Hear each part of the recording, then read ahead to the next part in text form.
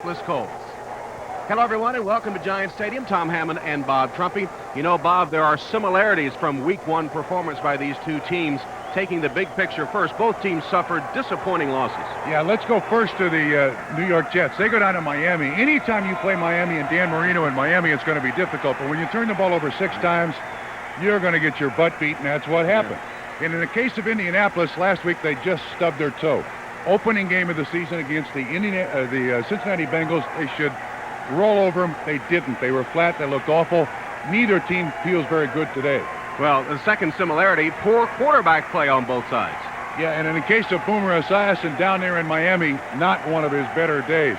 The Jets did have 6 turnovers, and Boomer threw 3 interceptions. He was 19 of 35, 1 TD, 3 interceptions. Not good at all. And then Indianapolis. They bring Craig Erickson in from Tampa because they think he makes good choices. What does he do? 19 of 31, 196, 1 TD, 3 interceptions. Both teams lose. Both quarterbacks are looking for a lot better day today. And the third element, perhaps related to the poor quarterback performance, neither team had a running game, and with Marshall Faulk, that's shocking. Yeah, less than 50 yards rushing, and they know Marshall Faulk is going to be a marked man this year, so they got to figure out a way to get the ball around so that defenses don't pay a lot of attention to Marshall Faulk. The other side of the coin for the New York Jets, their big running back supposedly this year, Ronald Moore, a kid they got from Phoenix, and it's not the same, Tom, because no one knows anybody on this New York Jet team. With all the changes they've made, they're still trying to introduce themselves to each other in the huddle. And we're ready to go for the Jets home opener. There's Ronald Moore hoping for a better performance this week. The Jets have won the toss and have elected to receive. So set to kick it off, Chris Gardocki of the Indianapolis Colts, the newly acquired in his first season after coming over from the Chicago Bears, with Carter and Carpenter, the deep men for the Jets. 50th meeting in the regular season between these two teams, with the Colts, the Baltimore-Indianapolis edition, holding a 27-22 edge in that 50-game series. Now, of course, everyone remembers their most famous meeting. It probably changed the look of the NFL. That's Super Bowl III with, what was his name? Namath, started with Broadway, didn't it? Yes, it did. That's right. And in New York, they have never gotten over Broadway Joe. Every quarterback is compared to Joe Namath. Dexter Carter, almost out of the end zone, will down it there, and the Jets will take over at their own 20-yard line. Here's the way New York will open offensively. And an offensive line that is still looking for some consistency. Hasselrig was out of football last year with substance abuse problems, played previously for Pittsburgh. Boomer Esiason, as Bob said, 3 interceptions last week. The fans are on his case big time. Moore never a factor, and rookie Kyle Brady gets his first start at tight end with Johnny Mitchell out with back spasms. We expect them to use 2 tight ends sometimes with Fred Baxter in their ace formation. Hand off on first down to Brad Baxter, and he is stopped for a gain of about 3 yards by the center of the Colt line. Indianapolis lines up without Tony Siragusa. He's sidelined with injury, so Tony McCoy will actually move over to the right tackle spot, and rookie Ellis Johnson gets his first start. He is flip-flopped there at left tackle. Perennial leader Jeff Parrott, 13 tackles last week. Buchanan thought he was victimized in a crucial pass interference call late in the game. And Watson Ambrose will come in on passing downs. Boomer under center, showing us the eye on second down. Fullback Baxter again, stopped in his tracks by Tony McCoy. Second straight tackle for Tony. Tom, very important that the New York Jets get the running game working, because Richie Kotite, the head coach of the New York Jets, now believes that he's the best play-action faker there is in professional football. Play action means nothing if you can't run the ball successfully. Rich Kotite coming back to his home area after being a head coach at Philadelphia. Losing his opener, said he was embarrassed by the performance at Miami. Last week, the Colts did not give up a third down conversion in 9 attempts against Cincinnati. Anderson, with a one-handed catch, has a first down here. Takes it to the 32-yard line. Richie Anderson out of the backfield. One-handed catch of the pass from Boomer. Excellent job done by the running back out of the backfield. I noticed that we're going to see a lot of Boomer Esiason today. This is the 5th different offense he's had to learn in 5 years. Tom, and you think that doesn't make anybody uncomfortable? I mean, Boomer has seen an awful lot of very, very complicated, sophisticated offenses, but they tend to run together after 5 different offenses in a row. Even Boomer is still learning, and he says Rich Kotite has advised him, don't try to take the whole team on your shoulders. Just concentrate on your responsibility. Here he swings it complete to Ronald Moore. And Moore getting tackled short of the 35 with Stephen Grant first to arrive on the scene. Grant is a guy for the Indianapolis Colts who never seems to leave the field. He's in on all defensive situations. A very pleasant surprise for Indianapolis. These are 3 very active linebackers. I know Coriat does not get an awful lot of good press. He's outstanding. Harada is the real steady one. And Grant is the guy who makes an awful lot of plays for the Colts. Opening 3 minutes, first quarter, no score. Here's the play action fake. And Boomer has his receiver, Charles Wilson. Wilson knocked out of bounds just short of midfield by Ray Buchanan. Wilson has been a Jet just a little more than a week, coming over from Tampa Bay and getting the start today. And just to show you how difficult things are for the Jets with the new players and everything, you're going to see the bump and run coverage by Buchanan. Excellent pattern run by Wilson. Boomer Esiason actually talks to Wilson in Tampa language, which is the offense that Boomer used to run under Sam White. He does a little consecutive translation to Wilson, eh? That one was good for 15 yards, and after coming over in the trade, Wilson is a factor. First down, New York. Boomer's hit all 3 of his passes. Here's number 4. Somebody had him by the ankle, and he finally got rid of it. That was McCoy that had him around the leg, and he swings the pass to Anderson, but incomplete.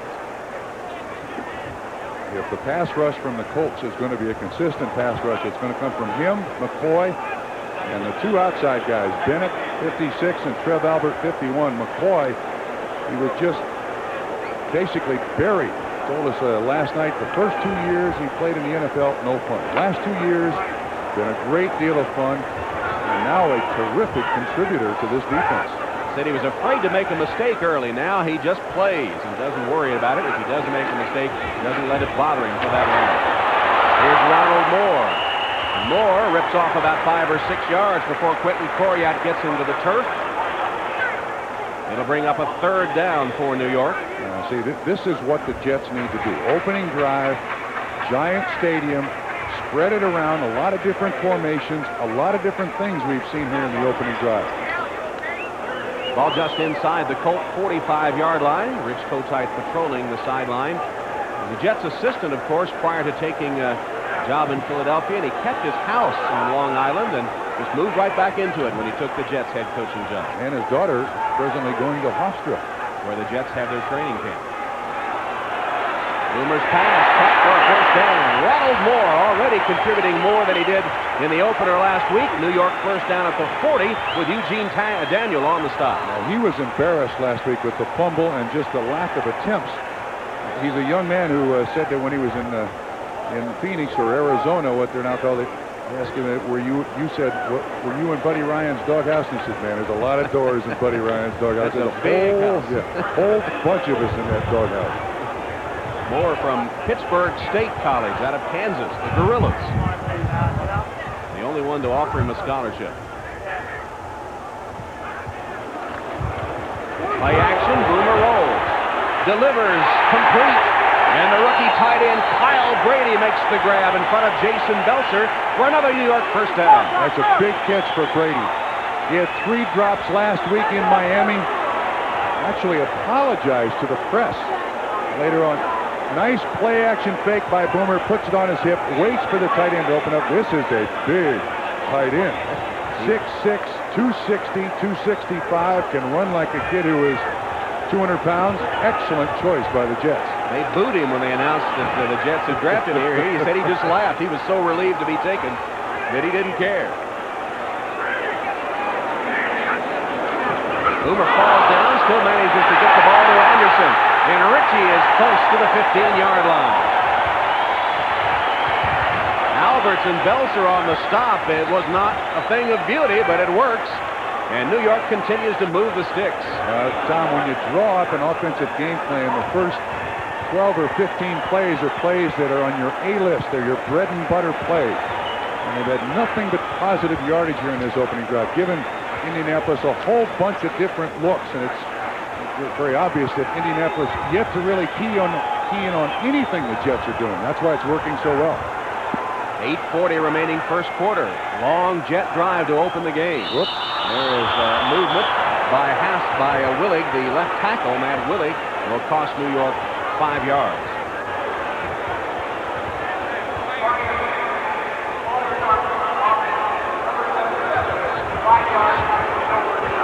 And the call by Larry Nemmers, who is today's referee. There's Vince Tobin, the defensive coordinator of the Colts.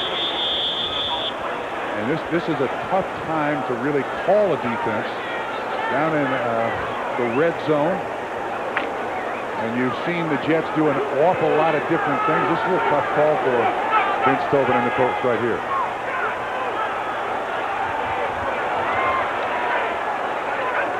First and 15 for the Jets. No score in this first quarter. Get it to Ronald Moore, looking for a block and picking his way back to the 15-yard line. Keeps his foot. I don't know how he stayed upright, but he gets it all the way down to about the 8-yard line. That's the Ronald Moore that Jets coaches and Jets fans wanted to see.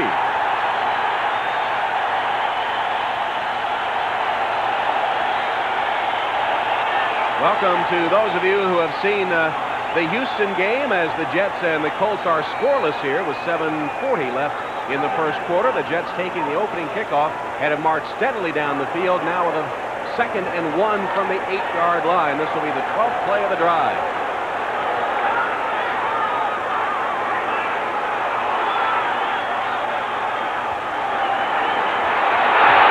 Tailback Anderson. He's to the 4-yard line. It'll be 1st and goal, New York. David Tate, the strong safety, making the stop. Actually, Adrian Morrell on the carry to the 4-yard line. In case you just tuned in, I mean, the Jets have done a great job here of just mixing all you can possibly mix on an offense. Go to the tight end and out to a wide receiver. Couple of sweeps, couple of dives. It's all work. And Boomer Esiason has been sharp as well. 1st and goal, the ball resting right on the 5-yard line. Split backs in the backfield. Morrell and Anderson. Adrian Morrell trying to turn the corner and hemmed in and blasted down by the Colts pursuit. Stephen Grant prevented him from getting outside before the pursuit could arrive, and Morrell, who was actually the top rusher in the loss to Miami, is stopped for a loss of a yard. Vince Tobin, defensive coordinator of the Indianapolis Colts, came with a run blitz there, Tom. Actually, the guy that made him bounce outside was David Tate, the safety. Been a little too easy here for the Jets offense for Vince Tobin's liking. 2nd and goal. 14th play of the drive. Boomer with time and throws it away, intended for Kyle Brady, who was covered on the play. David Tate was right next to Brady. The injury, the report we have is that Johnny Mitchell, the other tight end, is out with back spasm. This is where the injury to Johnny Mitchell hurts and hurts a lot. With double tight ends down here in the scoring zone, it would be a lot easier to get the ball in the end zone. Now 3rd and goal for the Jets. They've converted 2 for 2 on 3rd down. Morrell in motion. Boomer, touchdown. Charles Wilson. His 2nd touchdown as a Jet.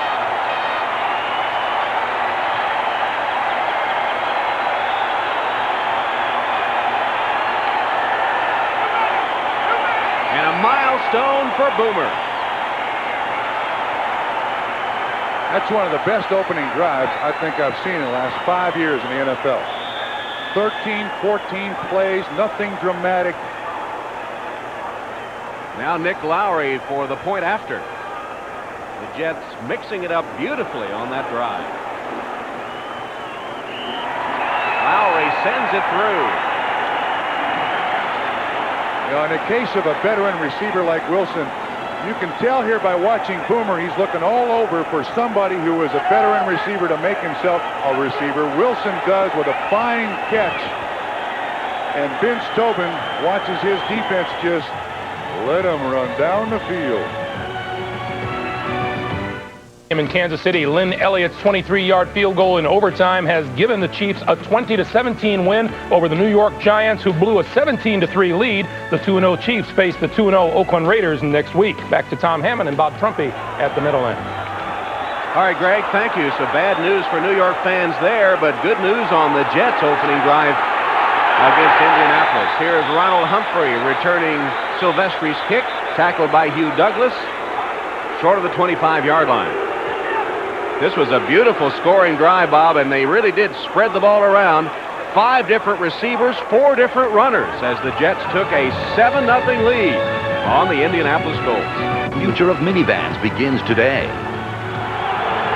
Beautiful clear skies over Giant Stadium, where the Jets have taken a 7-0 lead off the opening kickoff over Indianapolis. Colts first play, Roosevelt Potts banging straight ahead for a gain of 4 yards. As we check the starting offensive alignment for the Colts, Wolford and Loudermilk, the veterans up front. Loudermilk took the blame for a bad snap that caused a safety last week. Erickson pulled for Harbaugh after 3 interceptions against the Bengals. Falk held to less than 3 yards a carry. Flipper Anderson did have a big day, though, catching 2 TD passes, and we will see Falk split wide on occasion with Warren in at running back. 2 tight end set up here, Arbuckle and Dilger, with Marshall Falk the lone setback. Flag down, Falk's first carry. Bounces off a would-be tackler to the outside across the 30-yard line. Flag went down immediately at the snap of the football, though.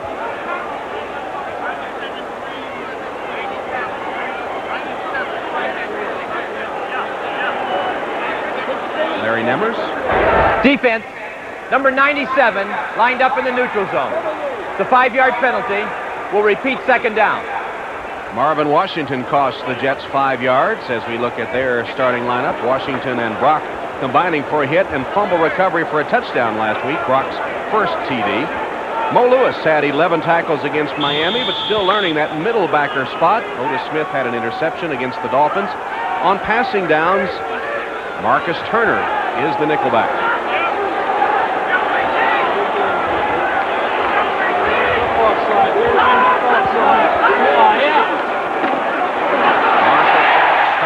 Tracks, maybe a loss of 2 back to the 30-yard line. Washington didn't need the head start that time as he hit Falk as soon as he got the football. Tom, did you see Mo Lewis blitz? And you also saw then Marshall Falk kind of flinch. Watch 57, comes around the center, recognizes what's going on, and all of a sudden Marshall, I'm in deep trouble here. Marvin Washington had a gift. He went right into his arms. 4 wide receiver formation now for the Colts. Turner, Dawkins, Bailey, and Anderson.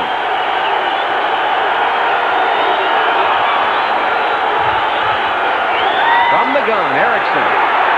Plenty of time. Intercepted. Intercepted by Otis Smith. He's got a lane down the sideline. Otis Smith for the touchdown.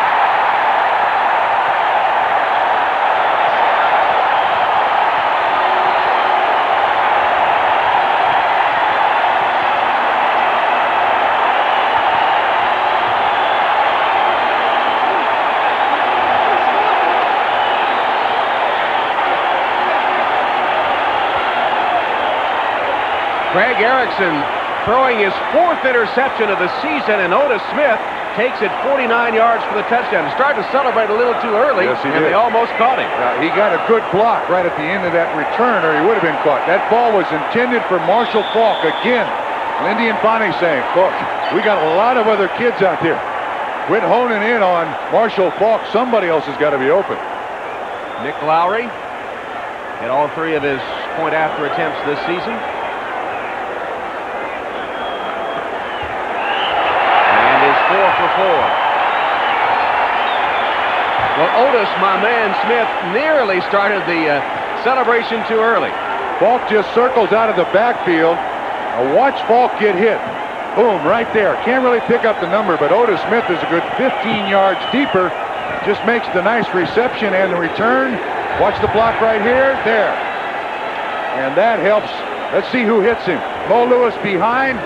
25, it's Gary Jones who lays a hit on Marshall Faulk. Indianapolis Colts is threatening to come crashing down around their ears. Losing to Cincinnati at home to open the season and down in the first quarter, 14 to the Jets. Lamont Warren returning the kick. And Warren to the 25-yard line, where Eddie Mason leads the special team coverage after a 23-yard return. Tom, if we go back to the interception that turned out to be a score, here's Marshall Faulk. He's going to run the circle route. Here's Mo Lewis, and the hitter, Gary Jones, is going to come right in here and lay a lick on Marshall Faulk. You think they're not looking for him? Now, Otis Smith is playing deep. He's just minding his own business. Bam. Oh, football, pigskin. That's what we're after. And then watch the block at the end of this play right there to help Otis Smith avoid the embarrassment of getting caught. Here's Marshall Faulk. He gets 5 yards to the 30 before he's thrown back by the center of the defense, led by Eric Howard. In the case of the Indianapolis Colts and Marshall Faulk, you got to keep him in the game. And down 14-0, you can still go with the offense. You see the yards he produced and touchdowns he produced last year for the Colts. He's better than 40% of their offense.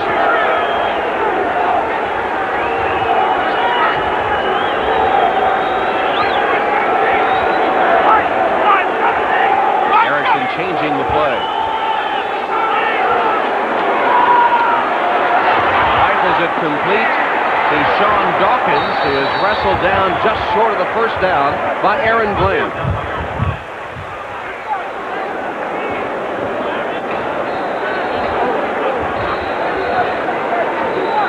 There you see it graphically, nearly 41% of the total offense for the Colts.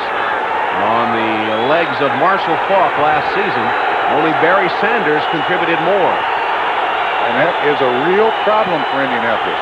Everybody just looks at 28 first. That's why they brought Craig Erickson with it, to put the passing game in gear and take some pressure off Marshall, who goes in motion here. And they give to Potts. He bangs ahead for the first down, got 2 yards with Howard and Washington on the tackle, and a little skirmish breaks out, but nothing serious. And Tom, you know, not only Craig Erickson, but also the Colts bring in Lindy Infante out of professional football for 3 years. There he is, former Green Bay Packer head coach, was the offensive coordinator of the Bengals, worked in Cleveland, and his offense does spread the ball around. So they hope that when it starts working, then it's more difficult to defense Marshall Faulk. Infante really stayed away from the game, didn't follow it that much for about 3 years, so they got the bitter taste of his dismissal in Green Bay out of his mouth.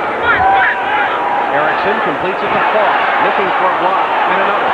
Still trying to bounce it the other way to the 40-yard line. That's about a 3-yard gain. Bobby Houston finally tracked down the elusive Marshall Faulk. Now see there, they deploy him on the wing, run him in motion, then throw a screen to him. He's an excellent receiver. As a matter of fact, I was shocked last night when we talked to him. I said, why San Diego State? You get offers from everywhere. And he said they were the only college who promised me I could play running back. Can you imagine that? That's right. All the big schools wanted him to be a cornerback. He said, no, I want to carry the ball, and wasn't featured much in the San Diego State passing game. He didn't have to. Every time they gave him the ball, he scored anyway. And when they wanted to throw it, they threw it to Darnay Scott, who was a first-round pick of the Cincinnati Bengals. He rushed for 4,600 yards at San Diego State. Here's his replacement, Lamont Warren, tripped up after a 2-yard gain. Matt Brock getting Warren as we come down to the final seconds of this first quarter. Now this young man, interesting story too. He was the running back before Rashaan Salam, the Heisman Trophy winner out of Colorado. Came out early. Probably made a good choice. Indeed. And Lamont, no slouch either. A 3-year starter with the Buffaloes, gained 2,200 yards. Here's a third down for Indianapolis. Erickson from the gun. Dawkins in motion. In trouble. And sacked by Donald Evans. The 16th career sack for the 8-year veteran from Winston-Salem State. Now there was a case of That first interception by Craig Erickson, he held on to it a little too long there. Watch him. He's looking all over the place. Primary. Whoop, then he feels that pressure. Evans gets around Matthews for the first sack of the day. 15-yard loss. Punting situation when we return to start the second quarter. Giant Stadium, 14-0 Jets as we start the second quarter with an Indianapolis punt. It's Chris Gardocki set to send it on its way for the Colts with the twin safeties Carter and Glenn for the Jets.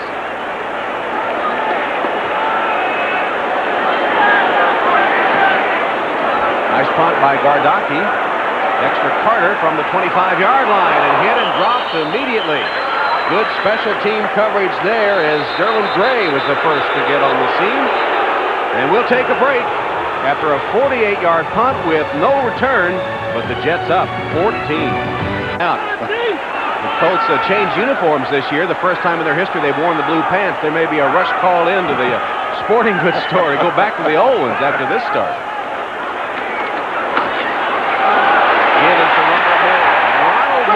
Off 15 yards before Jason Belser and Jeff Farad getting to the turn. Man, did they seal the corner or what? Goodness gracious, right behind the rookie tight end, Kyle Brady, 6'6", 260 pounds. Nice little fold block there between the tight end and the tackle. They get him on the ground, and Moore turns up. You never want to see a fullback loose on a cornerback 10 yards down the field. And Brady pancaked his man. Brady, who thought he was a cinch to go to the Browns. In fact, they called the Penn State equipment manager for his helmet and shoe size. Boomer hit as he delivered and got it anyway to Brady. There's the big tight end, and he lost the football, and now they say the whole thing is incomplete.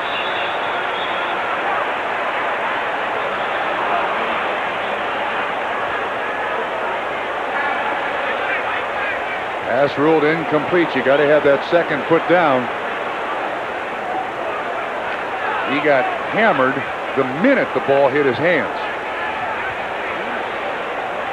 We told you about his crisis of confidence last week. After he dropped one, he went on to drop two more. And the rookie's mind playing a few tricks with him. He's got the Brady bunch here, about a dozen family and friends, including his high school coach, in from Harrisburg, Pennsylvania, to see him play. And the Jets are forced to take a timeout with the play clock ticking down. I'm not sure what Boomer is. He does take a timeout, but he went to the referee. He runs a nice pattern and out. 1, 2. Well, I don't know. That's pretty close to contact. Looked like Eugene Daniel and David Tate were the two guys who made the contact, but it's ruled an incomplete pass. Let's see if he's got complete control of it. 1, 2. Well, that's a very friendly call for the Jets, Tom.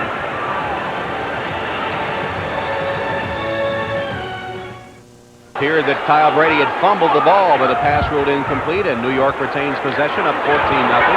Ronald Moore eludes a would-be tackler in the backfield and manages to get 4 yards before Bernard Whittington finally gets him down. 14-0, the Jets up. Now let's go to Greg Gumbel for an update. All right, Tom, in Cincinnati, have a look at the first franchise touchdown in the history of the Jacksonville Jaguars. Steve Berline, 71 yards for Randy Jordan. It is now a 7-3 game in Cincinnati as they come to the end of the first quarter, Tom. All right, Greg, you really know how to make these Colts fans feel bad, don't you? Lost to Cincinnati last week, and now at home, the Bengals trailing an expansion team. Boomer down the sideline, has a man, Morrell. Caught from behind at the 14-yard line by Quentin Coriat. 44-yard completion. That was an awful nice throw. Doesn't look like anything wrong with Boomer's arm to me. Coriat's got the coverage from the outset. Man-to-man, Morrell blows right by him. And now Boomer's got to throw it over Coriat. Oh, nice arc on that football. Makes it very catchable for Adrian Morrell. I wish they all worked that nicely. 7th completion for Boomer today, now just 3 away from tying John Brody for the 13th most completions in an NFL career. Handoff to Morrell to the 10-yard line, tackled by Whittington. Now, it's very obvious when the Jets are running, they're trying to run at the smallish defensive ends of the Indianapolis Colts. Freddie Joe Nunn, not particularly big, about 255, 260. Trev Alberts, about 240. Tony Bennett, about 240. I think there are going to be a lot of defenses.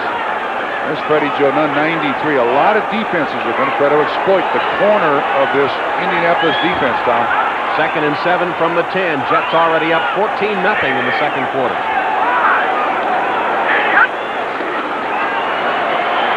Plenty of time for Boomer. Double clutched and threw it right through the hands of Richie Anderson.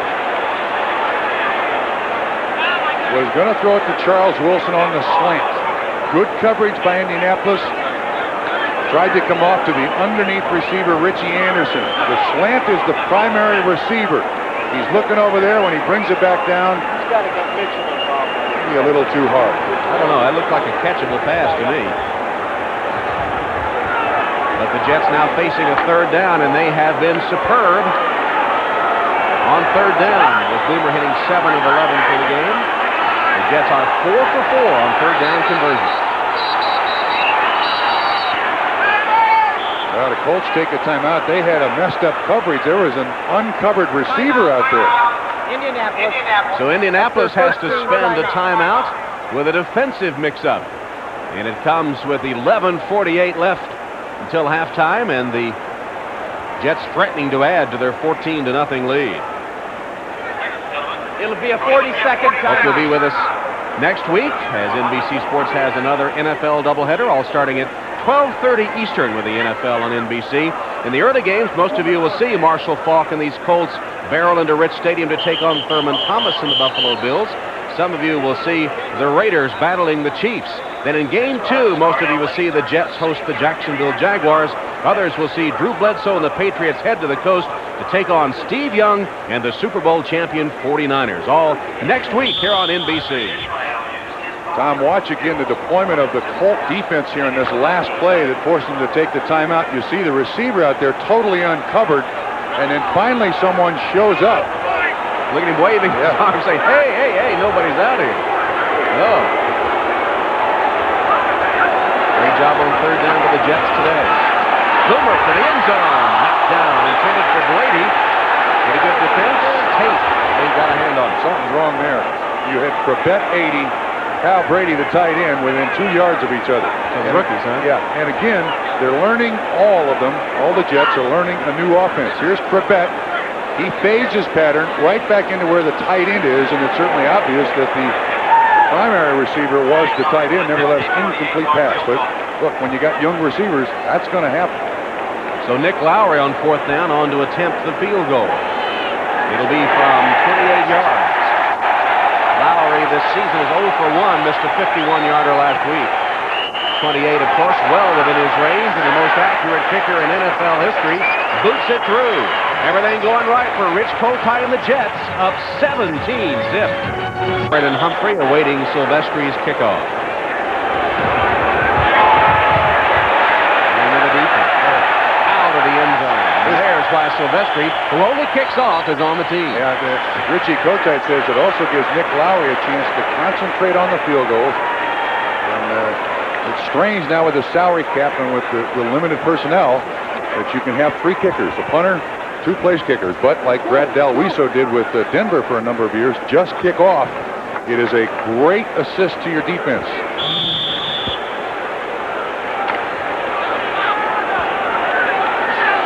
Colts in 6 minutes have managed 4 yards. Oh, my goodness.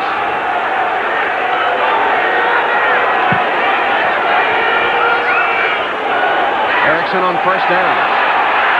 Completes it to Potts. Roosevelt got away from one man and another. He punishes the tacklers and is close to the 30-yard line. Todd Scott made the tackle and probably is feeling the bruises because of it. Yeah, Roosevelt, before his career is over, is going to soften up an awful lot of defensive players in this league. He is willing to block for Marshall Faulk. He is an excellent receiver, and he is a pounder. 2nd and 1 after the 9 yards by Potts, who leaves the game, and Faulk is the only setback. Handoff to Marshall. Hold for a moment, enough to get the 1st down, but not much more than that. is Mo Lewis and Marvin Washington collapsing. Yeah, let me put one other number in there. Todd Scott, the strong safety. The minute with a single back, you know instantly, defensively, where the ball is going to be run. And Todd Scott is going to, he's right up here on the right-hand side of the picture. When this play develops, look, first step forward to assist. So now the Jets are committing 8 guys to the line of scrimmage to stop Marshall Faulk. Now, Indianapolis has to counter with some play action to keep those defensive backs deep and honest. First down for the Colts. And again, a first down pass. Erickson finds Marshall Faulk in the center of the defense, fights his way to the 40-yard line. That's a gain of 8. Bobby Houston and Mo Lewis, coverage from the linebackers on Marshall Faulk. And that's what Lindy Infante is trying to get. Faulk on the linebacker. Yeah, 52 catches Faulk had last year. And the other thing is that Mo Lewis doesn't like playing inside. He will, because Marvin Shade Tree Jones is hurt with a bad ankle. But Houston's 55, Lewis 57, Wilbur Marshall 58, just sitting there for Faulk. Here's Marshall on the ground, squeezes through an opening, and has the Colt first down to the 44-yard line. Gary Jones tripped him up. Faulk asked him to come out like that. He's already achieved the level of when I need a break, I'm going to motion to you, Lamont Warren, go in, give me a breather or two. 4 carries, 9 yards for a young man that, look, you just have to keep giving him the ball. You can't give up on Marshall Faulk as a ball carrier. Lamont Warren, the running back, now taking a spot in the wide receiver formation. Erickson intended for Potts, but incomplete.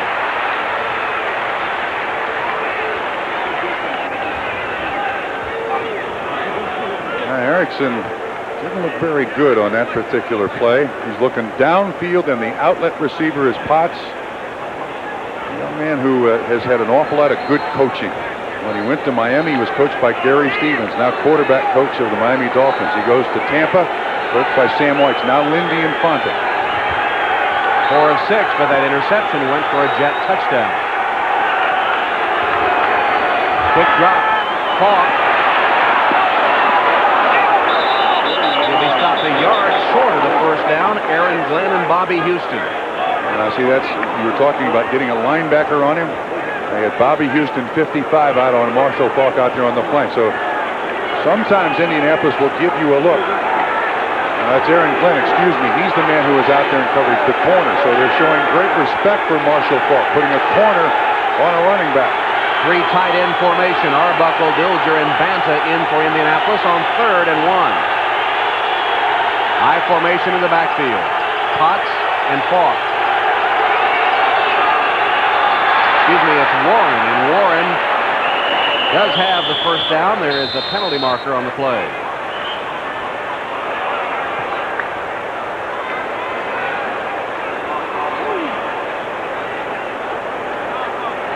Apparently it'll be against New York.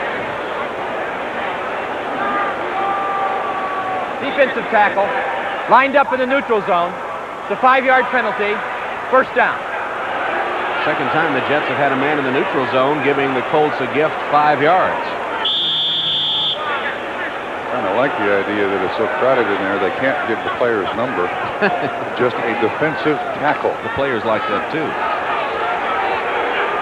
So that marker keeps advancing down the field this time for the Colts. Their best offensive showing of the game with just under 8 minutes left in the half. Whoops, 5 yards right back. That was Will Wolford.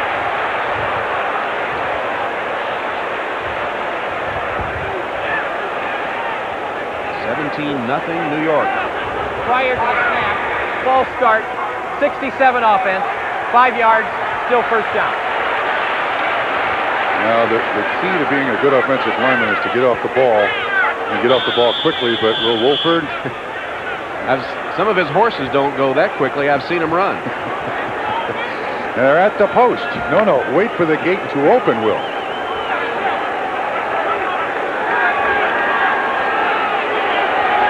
So 1st and 15 now for Indianapolis. The ball at the New York 47. Erickson with plenty of time and a wide open receiver. Pass is caught by Flipper Anderson, who is out of bounds at the 18-yard line. Todd Scott finally recovered to get Anderson out of bounds, but a big gain, 30 yards. 35 for Flipper Anderson. He runs the crossing pattern, a very deep crossing pattern. Good clear out by the other receivers. It's a zone by the Jets. Excellent time for Erickson to find the receiver open. Nice completion. See the way he kind of drifts up into the pocket? Oh, that's what you want your quarterback to do. Just stay with that pattern. Erickson led the NFL last season with 12 completions over 40 yards. Likes to go deep if he has the opportunity.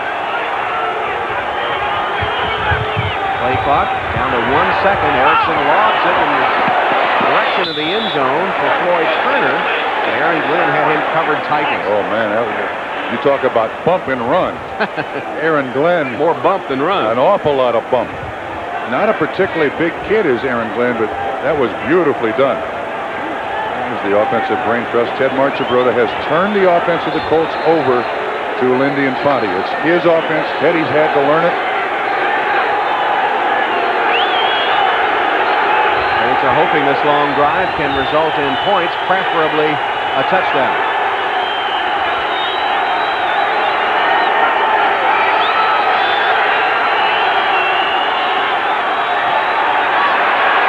Erickson had it knocked down at the line of scrimmage. Matt Brock got a big paw on the ball to knock it down, and Erickson is not happy with that result. Matt Brock is an interesting story. Admitted to us that when he was at Green Bay, had a little higher estimation of his self-worth than other people did. You see good penetration. He gets the arm up. Actually, it looks like Marvin Washington who gets his hand up. But Brock, the free agent market, nobody wanted him. He comes to the Jets. He's a lot more humble and working a lot harder. See that big body, about 300 pounds. When he scored the touchdown last week, he said, I was afraid to dance. I wouldn't have any friends left if he's so ugly. From the gun, Erickson read the blitz, but the pass dropped by Bailey. Gary Jones disrupting the play. Aaron Bailey, or Floyd Turner, had his hand on it and could not hold it. Tom, that ball thrown high, and receivers do not like the ball thrown high. You know that cornerback's coming right at their ribs. He just runs a little slant pattern. When it's high, he knows they're coming. Those arms got a little shorter, didn't they? It does pull them down in a hurry. You'd be surprised how good receivers hear in those situations. So Mike Cofer, you see what he's done this season. This will be a 36-yard field goal attempt. And it sails no good. That sort of sums up the first half for the Indianapolis Colts. They're still down 17.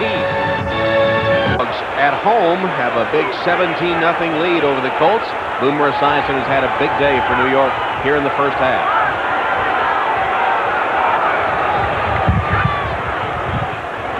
Play action. And Boomer finds his receiver Wilson. And Charles Wilson has a New York first down to the 39-yard line, tackled by Ray Buchanan. In speaking with Boomer out at Hofstra, were you struck by the fact that he is completely aware of the situation he's in? That, hey, I'm the quarterback. If we lose, it's my fault. And this year he has an entire new cast of characters around him. It's still his fault when they lose. He expects that the quarterback will always be the focal point of criticism. He even has his own radio show on Fridays in which he takes some pretty good hits from the hosts. Boomer has another completion. This is to Matt Brady to midfield. Jason Belser hit him. It'll be another New York first down. Kyle Brady with the reception. Now Greg Gumbel at our studio. All right, thank you, Tom. At Big D, Troy Aikman to Darrell Johnston for 5 yards and a touchdown. The only score of the day so far between the Cowboys and the Broncos in the second quarter. Dallas holding on to a 7-0 lead on Denver. Let's go back to the Meadowlands. Tom and Bob. All right, Greg, where the Jets are up 17-0. Big Kyle Brady catching that one from Boomer Esiason. As Kotite said, it was a no-brainer to take Brady as the #1 choice. That would be great. Baxter Short gain of 3 yards. Tony McCoy, the tackle. I thought Richie's description of the fact that, look, I coached Ozzie Newsome, Mark Bavaro, Mickey Schuler. This kid has a chance to be in their class. And I thought it was amusing that when he was recruited out of high school by Joe Paterno at Penn State, he weighed 255. Immediately went on a diet to get to 235 because he was afraid Joe was going to turn him into an offensive tackle. Brady, 2 receptions, 23 yards today. Didn't want to be a tackle, that's for sure. And said he knew what to expect from the New York fans because his mom and dad grew up in Queens. Boomer with a scramble. Turns the corner. 34-year-old Boomer Esiason out of bounds at the 28-yard line. Well, with a couple of nice blocks, including one by Moore. The running back Ron Moore. 18-yard scamper by the sprightly Boomer Esiason. Again, Boomer stepping up in the pocket, recognizing no one open. When he gets out here, watch the block by 33, Ron Moore. That's not the one. Here it comes here. Oh, that was the one. Ron Moore did help. Boomer doesn't want to do that much more. No. Please, gentlemen, get open, please. I heard the creaking of those joints all the way up here. Richie Anderson fumbles the football.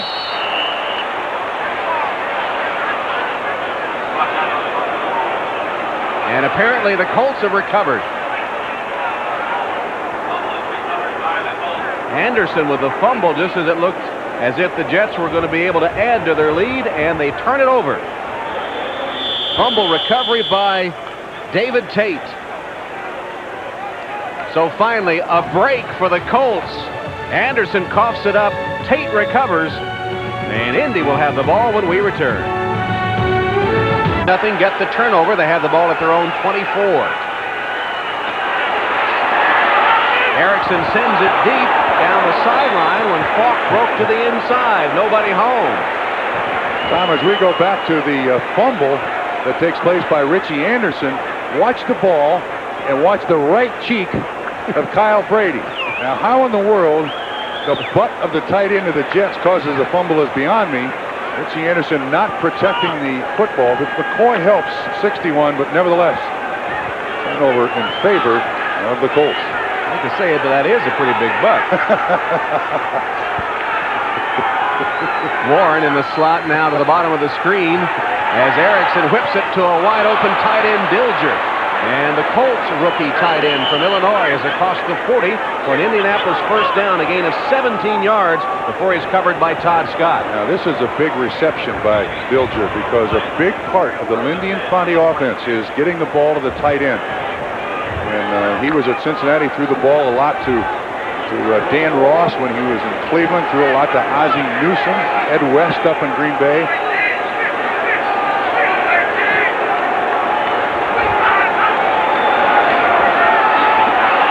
Erickson's in trouble and sacked at the 35 by Marvin Washington. 30 career sacks now for Marvin. Well, that helps because, you know, when Jeff Lageman left, free agent, he was their leading sacker. They need one of these defensive linemen to emerge as a sacker. Washington around the right tackle Matthews, Jason Matthews with a veteran move, and it was all over Craig Erickson. Loss of 7. It'll be 2nd and 17. 2:45 left first half. 17-0 New York. Erickson to midfield, close to a first down to Flipper Anderson. Otis Smith tripped him up. It'll be very close to an Indianapolis first down.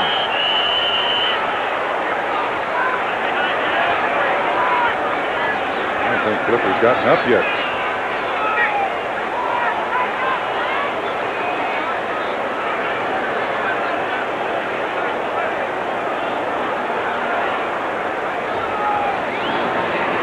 When his foot finally hits the turf, Tom, it takes a long time for this pattern to develop.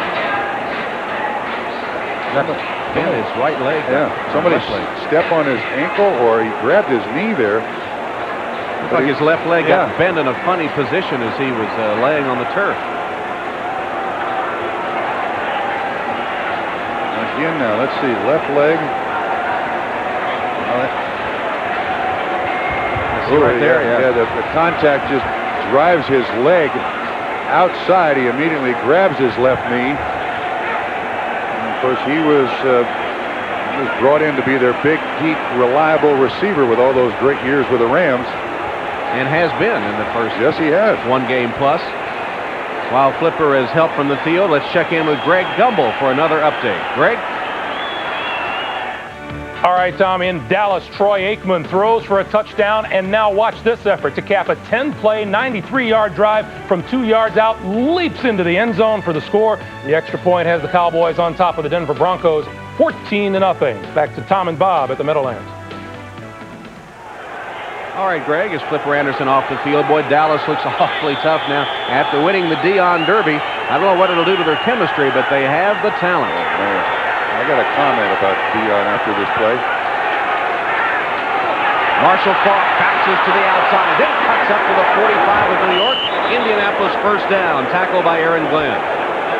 Nice job by Faulk. My comment about in an era where there's supposedly a salary cap, Dallas has proved it's a 10-gallon hat. That's number one. And on that note, we'll take a break for the 2-minute warning. 2 minutes left in the half of a Jets rout. 17 Love, Jets. First down from the 45, Erickson in the shotgun. 6 defensive backs for the Jets. Erickson, catch made in traffic by Sean Dawkins. Pretty nice grab by Dawkins right at the first down marker. Aaron Glenn was wrapped all over him. Colts now in their 2-minute set to the line of scrimmage, run as many plays as they can here. That was well thrown by Craig Erickson. Showed great arm strength there, Tom. Flipper Anderson has a left knee sprain and will not return. That's a big blow to the offense of the Colts. Erickson steps up. The man is wide open. That's Bailey. And he will make it out of bounds, actually, at the 6-yard line, though he did dive into the end zone, marked out of bounds. There is a penalty marker back upfield. Defense, number 31, offside. The penalty is refused. First down. Aaron Glenn was offside, and so Aaron Bailey wide open for the 29-yard reception. Boy, he was wide open. Let's see what he does here. He gets by the bump of Otis Smith, 45, runs the out. No. Otis is expecting some help from the outside. There was none. There he steps out of bounds. This could be a big lift for the Colts if they can punch it in before halftime. First and goal from the New York 6.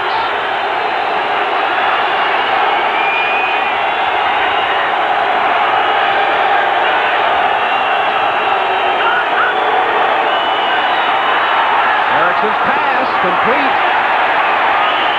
Marshall Faulk stopped short of the goal line. He got it to about the 2. Clock showing 1 minute, 10 seconds left in the half. Wilbur Marshall on that stop of Marshall Faulk as we're ticking down in the final minute plus, and now timeout is called. The injured player is Todd Scott.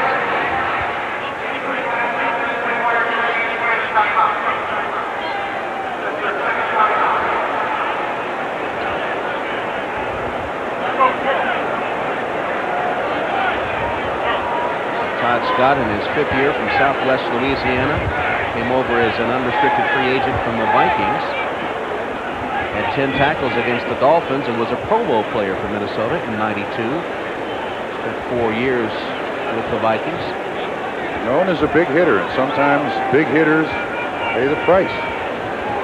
Working on his left shoulder a little bit. Now Faulk hides behind a receiver who is going downfield, almost a personal interferer.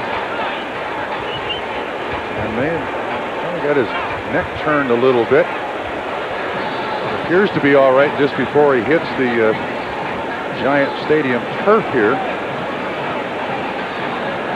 Almost from the left. Man, may have stung his neck a little bit. Bent it out of shape. Boy, that'll just numb your whole arm, side, all the way down to your pinky. Until you get the feeling back in it, you don't want to do anything. And leaving the field under his own power. So Kotite now has to send Victor Green in, that strong safety for Todd Scott. Stay with us at halftime. The Domino's Pizza Halftime Report. Greg Gumbel with Mike Ditka and Joe Gibbs.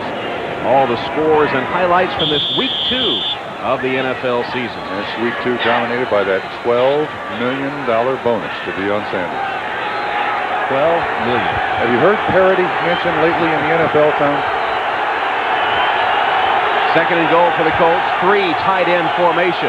Potts and Falk, the running backs. Fake it to Falk. Erickson rolls and will be tackled at the 5 by Kurt Barber. That play was ugly. Yep. Looked like the intended receiver was going to be the tight end, Bradford Banta, 83. Well covered, and Erickson would have been better off to throw the ball away. Banta, 83, the tight end on the right, tries to get off the line of scrimmage. He's held up very well, and you see Erickson basically has no receiver to throw it to. 45 seconds and counting. Third and goal from the 5. And timeout called by the Jets, who had a defensive mix-up. Jets, that's their third and final timeout. Final timeout taken by New York. It'll be a 40-second timeout. So we'll take a break as Kotite tries to hold the Colts out of the end zone before halftime. Nothing, the Jets over the Colts. Indianapolis facing now a third and goal from the 5. Marshall Falk not in the backfield, Tom. Potts is the only man in the backfield. Falk in a sort of a wing to the right. Erickson has the ball finally caught on the bounce by Floyd Turner, but Glenn kept him out of the end zone. It'll be 4th down. See, part of this has to be attributed to the lack of real confidence in a tight end. There goes Flipper Anderson off on the cart to the Colts bench. But all those plays, other than the pass to Marshall Falk to the outside, now trying to get it to the outside. Turner bobbling that ball, finally bouncing off his own hands. He cradled it, but out of the end zone, and a field goal attempt upcoming for Marchibroda and the Colts. Mike Hofer missed one earlier. This one from 20 yards. Point blank range, and he bangs it through. So salvaging a little respectability with a field goal, 27 seconds left in the half. Indianapolis gets points, but disappointing to have a long drive after a turnover come up with only 3. Yeah, started at their own 25 and then couldn't get that last 2.5, 3 yards there. That just destroys your confidence going into the locker room. Hope you'll join us next Sunday here on NBC as Mad About You moves to its new night, Sunday night at 8 o'clock, 7 o'clock Central Time. Must-see TV, that's NBC Sunday, Mad About You, starting next week here on NBC. You ever heard those people argue? It's like that at my house. I know. Are you saying it's not that way at home? Well, I mean, they don't ever argue. I don't understand that. Well, there's no arguing with the fact that Rich Kotite and the Jets have been the dominant team in the first half. And maybe those that have been severely criticizing Boomer Esiason in the radio call-in shows and the newspapers and elsewhere will ease up a bit. No, they won't. Some people saying that this was a watershed game for Boomer. If he didn't produce now, his career was effectively over. That he would be benched in favor of Bubby Brister, and in the last year of his contract perhaps would call it quits, but Boomer proving them perhaps a little premature on that with his first half performance. Boomer's changed, but his years in Cincinnati, he was a lot different. But now, since the diagnosis of his son Gunnar with cystic fibrosis, he goes home and football is irrelevant. I mean, he doesn't care about criticism anymore. Ball falls off the tee for the second time. In fact, Boomer's saying to us, I'm immune. When I go home, I find out what real problems are, and I just go on with my life. I don't worry what they say or write. I'm immune to that criticism. Yeah, he gets great courage from Gunnar because, look, I got an opponent once a week. It's on Sunday. Gunnar's got an opponent 24 hours a day, every single day. He's always got a smile on his face. This doesn't mean that much to me anymore, football. Well, with help from a holder, the kick finally sent on its way. Taken by Morrell, one of the up men. Adrian Morrell trying to turn the corner, reversing. Nowhere to go, nowhere to hide. He's down at the 26-yard line with Ray McElroy. getting credit for the special teams tackle. Well, I'm sure Jets here just run out the clock. They'll take 17 points in this first half. They've, except for the one turnover, done an excellent job of, one, protecting the ball, two, spreading the ball around. They can walk into the locker room heads high, some confidence. There's a lot they did in the first half they can build on in the second half. 20 seconds. The Colts have 2 timeouts. If the Jets can effectively kill the ball here, and that will bring the first half to a close as Boomer takes a knee, and both teams content to let the clock tick away in the final seconds of the first half. A first half dominated by the New York Jets. On the opening drive of the game, they went 80 yards for the touchdown. 5 different receivers caught the ball, 4 different players ran, then an interception for a touchdown and a field goal to make it 17-3 at halftime. Now our Domino's Pizza NFL on NBC halftime show. Here's Greg Gumbel. Half stats as the Colts on that last drive resulting in a field goal got most of that first half yardage. Yeah, that's the point, Tom.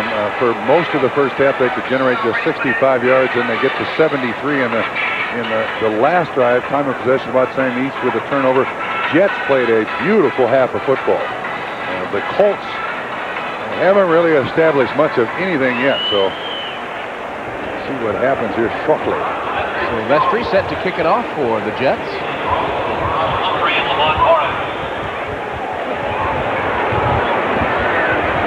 On its way with Humphrey and Warren, the deep men, and that's Warren from the 5. And Lamont Warren banging ahead to the 25-yard line before he's thrown back by the special teams of the Jets. So the same old Colts, it looked like there in the first half. This was supposed to be their year. They've got a decision to make about Marshall Faulk. Yeah, I agree with you, Tom. They flanked him too much, put him on the double wing too much. He has 5 carries and 4 catches, and last year he averaged close to 20 carries a game. So the Colts can't give up on Marshall Faulk. I realize the Jets are stacking their defense against him, but at the same time, you must give this young man every opportunity to break the game open. So we'll see how they utilize Marshall on this drive. Harbaugh fumbled the snap, and a scramble for it. The Jets think they have it. Untangle it. And the Jets do have the fumble recovery on the first play of the second half. It has been a miserable afternoon for Ted Marchibroda. Now that's 2 instances in 2 straight weeks where the center and the quarterback have had a problem. Last week it was a long snap. And this week it's, you know what happens? The guard pulls it away from him. 79 Stasiak is pulling in it, and it pulls the ball right out of Erickson's hand. Again, watch 79. As he's pulling, Erickson has the ball out there. Like he never really got the snap, and the ball was hit by Stasiak's leg. Jets ball. Wilbur Marshall, the veteran, with the fumble recovery, and the Jets in business at the 24 of Indianapolis. Baxter, the motion man. And the handoff is given to Moore. And Ronald Moore to the 20-yard line, gain of 5.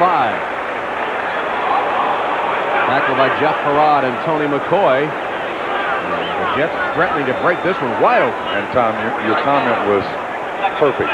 Same old Jets. I mean, the people in Indianapolis felt that with a new offensive coordinator, with Marshall Faulk, one of the game's best running backs, a little help on defense are going to be great. The last 2 weeks, they've seen the same old Colts.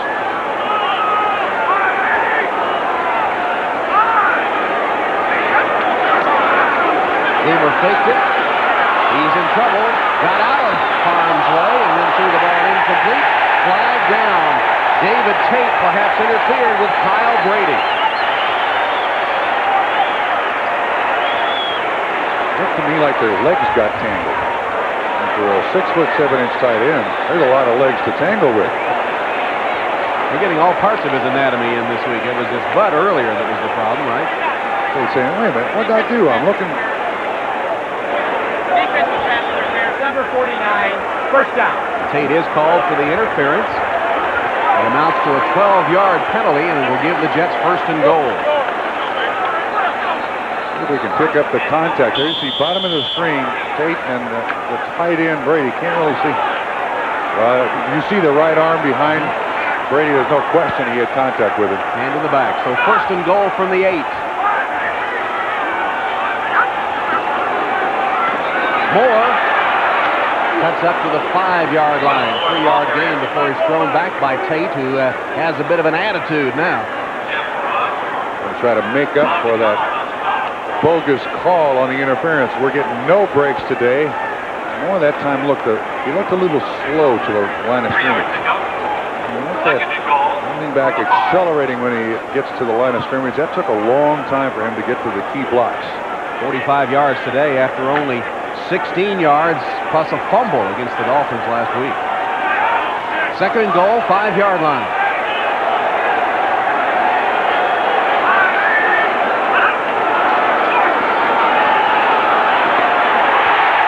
And it's complete for the touchdown. Corbett, the rookie from Boomer. He grew up in Garfield, New Jersey, 10 minutes from Giant Stadium. He went to Hofstra where the Jets train, and now he has his first NFL touchdown. He will not let go of that football for about 24 hours. But he only became a Jet fan when he was drafted. Last year, he and his buddies are at Hofstra standing outside the ropes watching Art Monk and Ronnie Lott.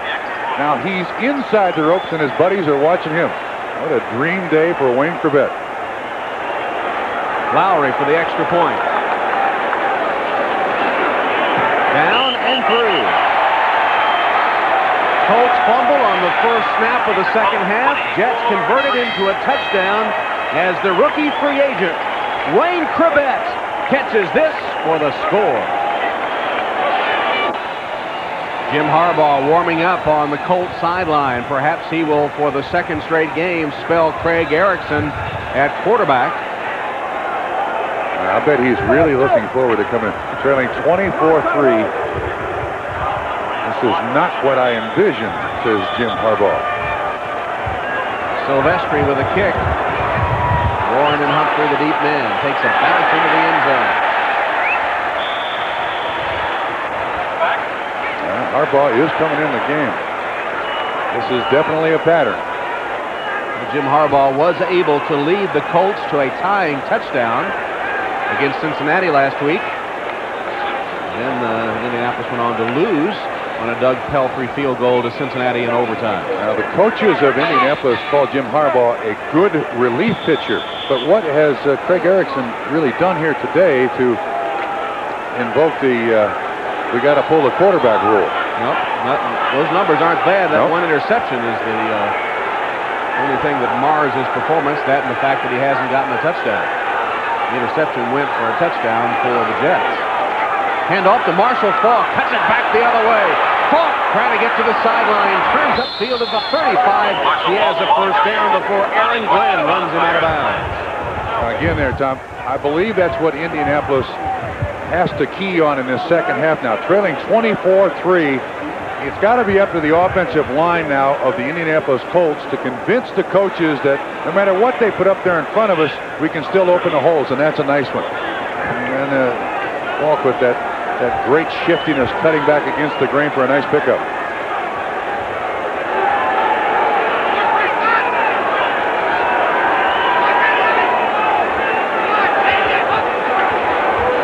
Marshall again. Still on his feet. Finally swamped by green jerseys with Bobby Houston leading the way after a gain of only 2.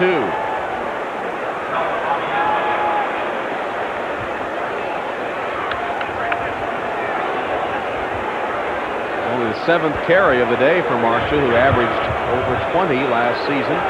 35 yards. He does have 4 receptions. Now, I don't think offensively you can let a defense run you out of your idea of turning Marshall Faulk loose. You've got to prove to them that you're not going to give up on him as a ball carrier. Harbaugh's first pass. And it's complete to the sideline. Catch made by Turner, and he has a first down before Wilbur Marshall, drawing a tough coverage assignment, bumps him out of bounds. Nice setup by Jim Harbaugh. I don't think there's anything wrong with Jim Harbaugh at all. But again, as I said last week, they took Craig Erickson out, put in Harbaugh. They paid a lot of money and a first-round draft choice for Craig Erickson. They want him to be their quarterback. They do not, when this season began, they did not want Jim Harbaugh as their starting quarterback. You made an interesting statement, too, during the week that after they made that switch the first game, it's easier to pull in the second time, and they proved that today.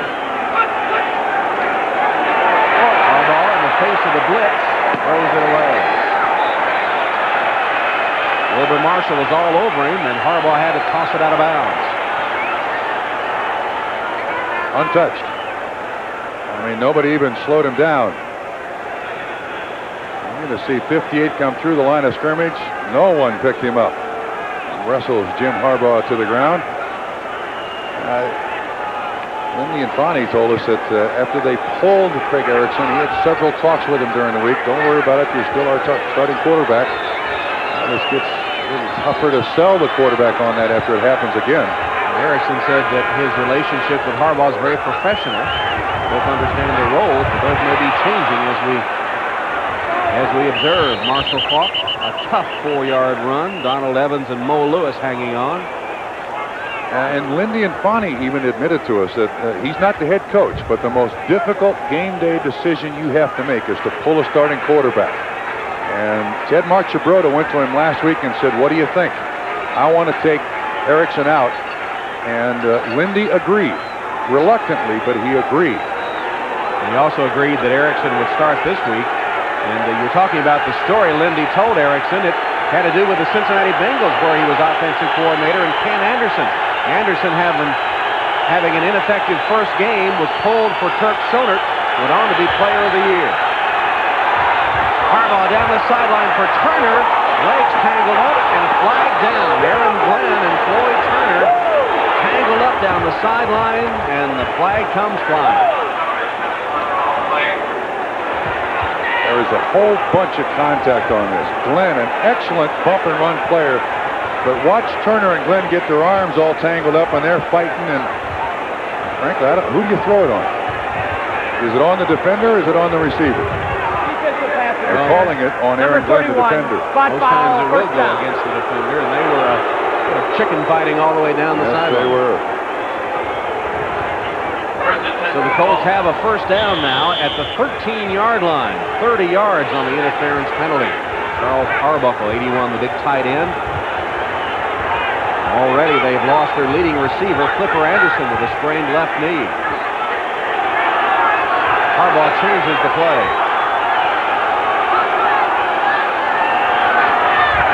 Under pressure, Harbaugh got away.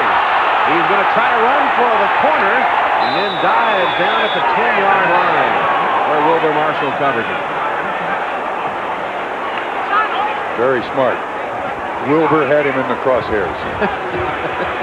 Dead aim, huh? Yeah, he was looking right down the middle, now left, nobody there. Pressure. And he looks to the inside here and sees 58 coming, one of those big guys. No. Yep.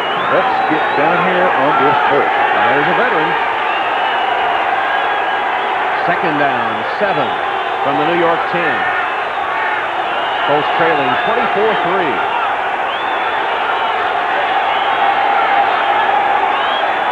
Quick drop by Harbaugh, who lays it up for Dawkins. There's a penalty marker down.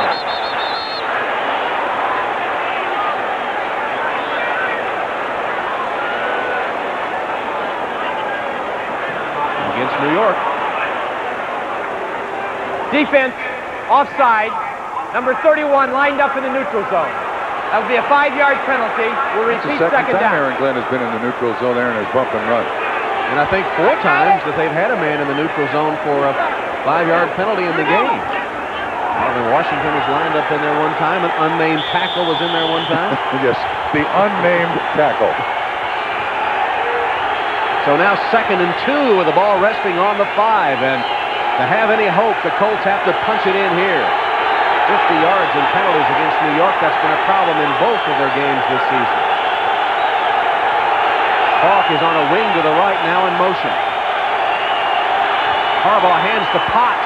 He won't be stopped till he gets to the 1-yard line. Running through tackles. Finally, Eric Howard cuts him down.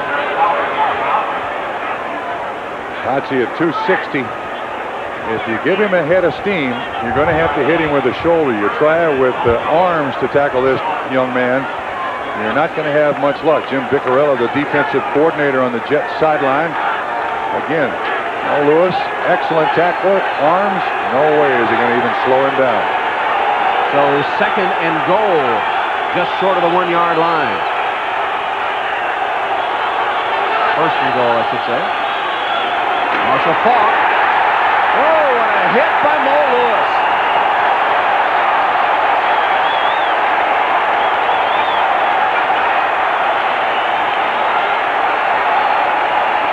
First time he's ever played inside. Has always been an outside linebacker. Excellent read, moves to the ball, and tackles through the player, not to the player, for the stop.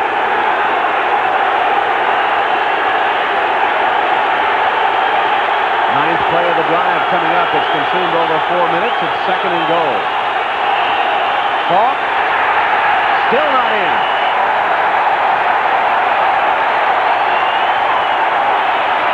Looks like Mo Lewis was there again.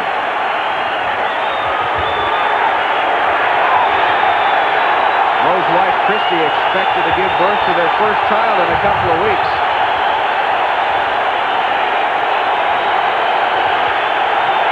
And the Colts are facing a 3rd down as the fans rally the defense. They've converted only 3 of 7 in the game. Same play? Well, you said they had to go to Marshall. Let Cox block for him. He's the fullback. Marshall Faulk, airborne. Fumble.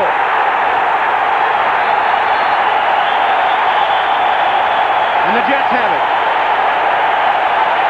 Eric Howard, number 74.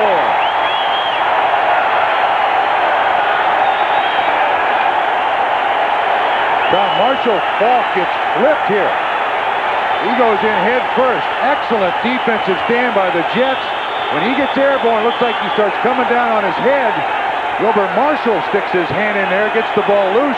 Howard with the recovery. Defensive stand. Marshall Faulk fumbling after a 78-yard drive ends with a fumble at the 2-yard line.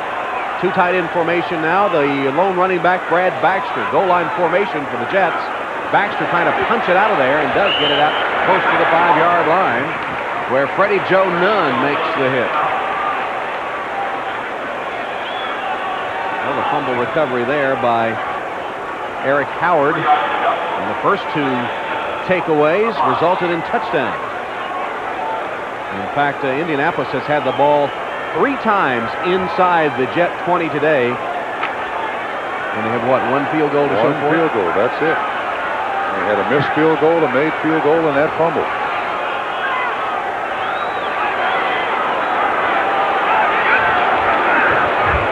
And it's Baxter. Shakes off 1 tackler to the 9-yard line. Jeff Farad makes the sure tackle there. Tom, as was the case last week against Indianapolis, the Colts have just made their job so difficult. They allow the opening drive by the Jets, then a turnover, and then the turnover here. I mean, they've moved the ball reasonably well in some instances, but they just keep making the dumb mistake that you don't expect a veteran Indianapolis Colts team to make. 2 possessions, 2 fumbles here in the second half. 97 yards rushing for the Jets. Indianapolis and Marshall Faulk, 54. Baxter tackled for a loss back at the 5-yard line that time by Tony Bennett. And that'll bring up 4th down. Bennett just jumped inside somebody. Let's see if we can see who it is. Yeah, it's supposed to be a block by the rookie tight end, Kyle Brady. And Bennett gets across the line of scrimmage and gets right in the face of the running back for a loss. So Brian Hansen ready for his first punt of the day with Ben Bronson in deep punt receiving formation for Indianapolis.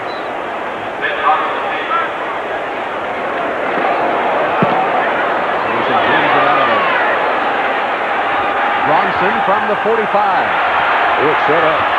He gets 2 blocks, another on the corner, and Hansen slows him down long enough for the pursuit to catch up in the person of Fred Baxter. So the kicker, Brian Hansen, saved a touchdown there. The punt covered 50 yards, but then Bronson on a 30-yard return. Hansen did his job, and his team is up big. Unfamiliar position on the sideline as Jim Harbaugh remains at quarterback for the Colts. Erickson telling us he had been pulled from a game before, but has spent very little time on the sideline watching in his career.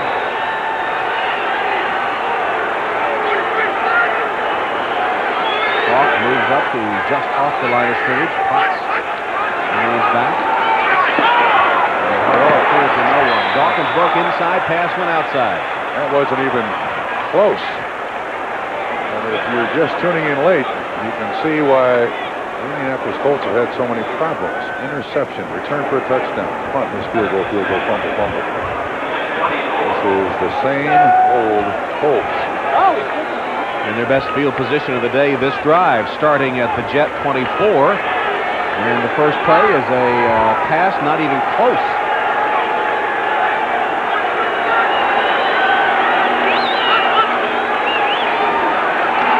Harbaugh swings at the Falk. One-on-one with the linebacker Houston, got away from him, and then Aaron Glenn grabs him around the shoulder pad and tackles him after a gain of about 7. I thought when Lindy and Connie got to Indianapolis, he was going to be like a first-round draft choice. It's very obvious, and in fact, he told us last season, you probably put too much offense in because they're coming up with mental errors. So he cut the list down, and they still had the error. 3rd and 3. Falk, nowhere to go. Big Marvin Washington took the blocker with him and collapsed Marshall Falk. Take nothing away from this Jet defense. That last goal line stand, you think it didn't inspire him a little bit? Washington on the inside move. He tackled both. Is it the guard? No, the tackle. Jason Matthews just shoves him out of the way. Falk for a loss. So another field goal attempt upcoming for the Colts. Mike Kofer. Wow.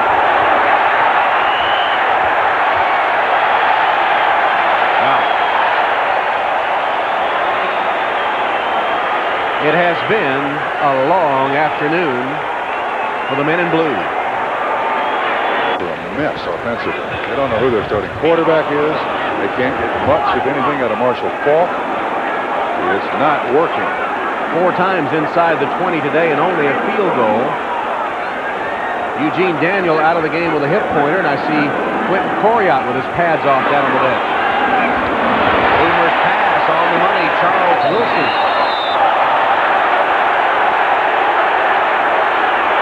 Ashley Ambrose, who is replacing Daniel, makes the tackle, and Wilson is hurt. Yeah, Devon McDonald went right over him when it appeared he was on the ground, and Wilson does look injured. No flag. Devon McDonald is replacing Quentin Coriat, who is on the sideline with his pads off. Let's see if we can pick up what happens here. There's McDonald. Receiver is down on his knees. He got ripped his head off, too, didn't he? I hope he's flexible. Charles Wilson takes a shot after he was apparently down. We'll be back. Looking at the ankle or foot of Charles Wilson, who was injured on the last play on what should have been a penalty call, but was not. Wilson has 4 catches, including a touchdown today.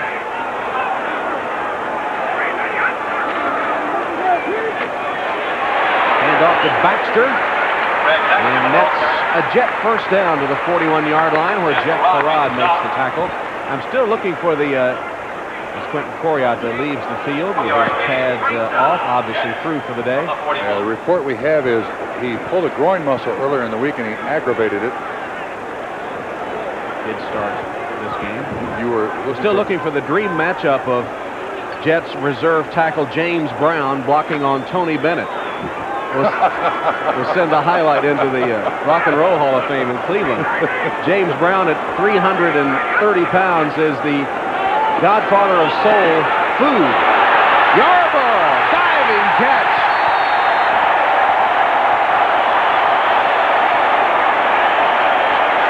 for that one. He worked hard for that one. Boomer down on the field.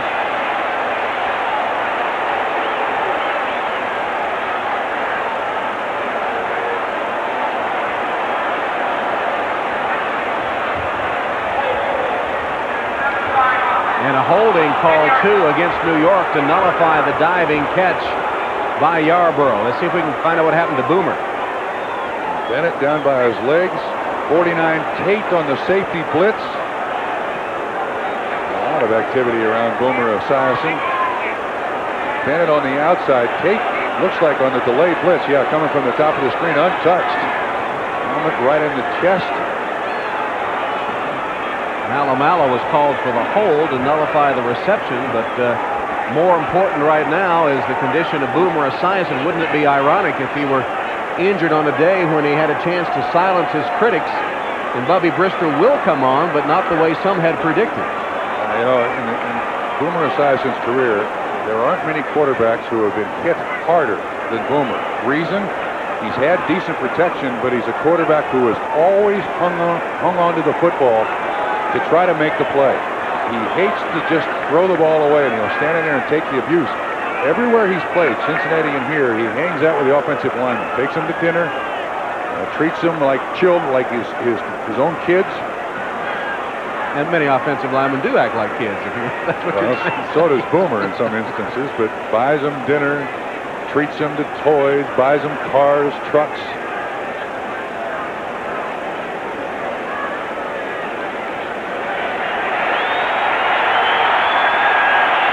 On his feet and able to walk off the field, and look like he's trying to shake feeling back into his arms or something. I tell you, he's tough. Has been throughout his career.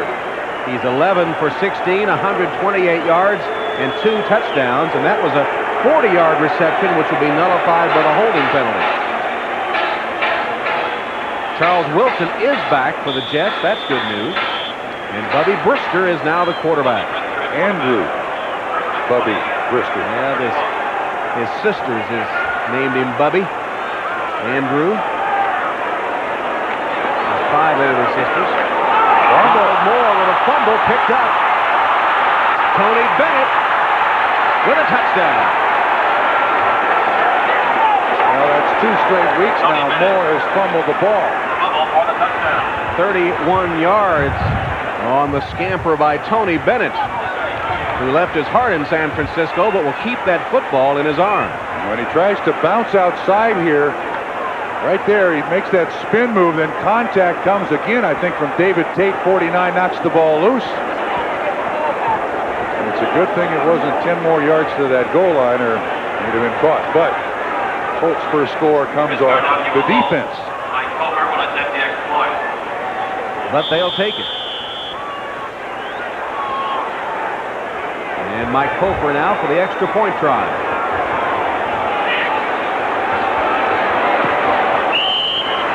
And he boots it through. So the Colt defense takes matters into its own hands. 2:11 left in the third. Bennett with the score. All right, thanks, Greg. And Dallas may not be the dominant team we thought. The Denver hanging right in there with them, huh? Yeah, I'm kind of surprised at that score. And frankly, when Deion Sanders gets there, the amount of money they're paying, you ought to be just the Dallas defense. Don't need anybody else at that price. Well, Boomer Esiason shaken up last possession, and the Jets are going to get the ball back. We'll see whether it's Boomer or Bubby when we sort it all out. Here's Dexter Carter. 25-yard line, no more, as McElroy makes the special teams tackle after a 15-yard return. And it is the guy you said was tough, Boomer, that returns for the Jets. I was shocked to hear him tell us, look, I got new teammates all around me. We're learning a new offense. We're learning a new defense. But I think I got to lead this team to the playoffs to stay here. So he wants to retire from the New York Jets and stay in the New York area, but he believes if they do not make the playoffs, he's gone. Just had the wind knocked out. And we'll put it up on first down. And incomplete. Led Ronald Moore just a little too long, and he's directing a little traffic is Boomer. Boomer. Go ahead, Tom. has, started rooming with the tight end Johnny Mitchell, who didn't play today because of back spasms, but at the end of last season, after they lost their 5th straight game to wind up the season on the plane back, Mitchell said to Boomer, "Why don't you like me?" And so they got lockers next to each other, and then at Mitchell's suggestion, they started rooming together, and it's led to a mending of any hurt feelings they had between the two. And one thing Boomer said is, "I can't believe how much the man sleeps." 12 and a half hours before the game last week. Blitz coming. Boomer got it to the hot receiver, Morrell. Shakes 2 tacklers. Morrell down the sideline, bumped out of bounds at the 40-yard line. New York first down. Well, that was an awful nice block by Roger Duffy, the left guard. Makes just a little block, enough to get Morrell underway. Excellent call. The Colts are trying to put as many people up in the face as they can. Watch 62 when he releases out here. He's going to get a hit on that defensive back that's coming out there. Belzer just frees up Morrell just enough to pick up the first down. Nice play all the way around. After the game against Miami, Morrell, in his 3rd year from West Virginia, was both the leading rusher and receiver for the Jets. That one covered 15 yards. Morrell again.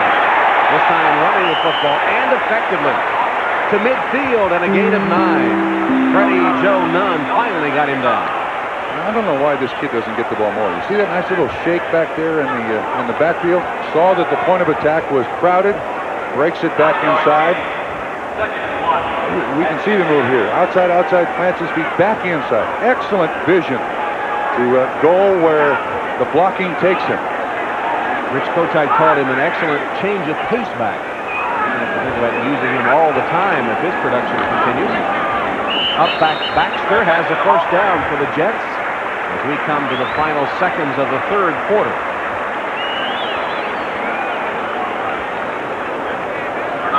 Morrell has rushed 4 times for 15 yards, 2 receptions for 59. Baxter gets the first down, but Morrell is the man that put him in position again. And Tom, I think Baxter is a heck of a back, too. Big, strong, will hang on to the football. They bring in Moore, the new kid, and try to feature him as best they can. Morrell. Goes there. What about here? Nope. It'll all amount to a loss of about 4. Freddie Joe Nunn and a host of other white-shirted Colt defenders. And the final seconds of the 3rd quarter tick away. That's the end of the 3rd, with the Jets leading 24-10. Back after these messages from your local station. Sunday Ticket. Quarters, Indianapolis finally getting a touchdown on a fumble recovery and score by Tony Bennett.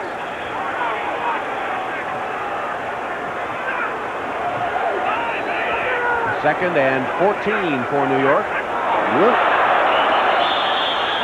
That was an odd-looking Ellis Johnson, the rookie from the Colts, was across the line, but he didn't blast across. He just sort of slithered in there in a gap. Yeah, tiptoed. You're a defensive lineman, you're going to go offsides. Go offsides. All right, he tries to tiptoe. No. Number 56. 5-yard penalty. Still 2nd down. Ellis got the start today with the injury to Tony Siragusa.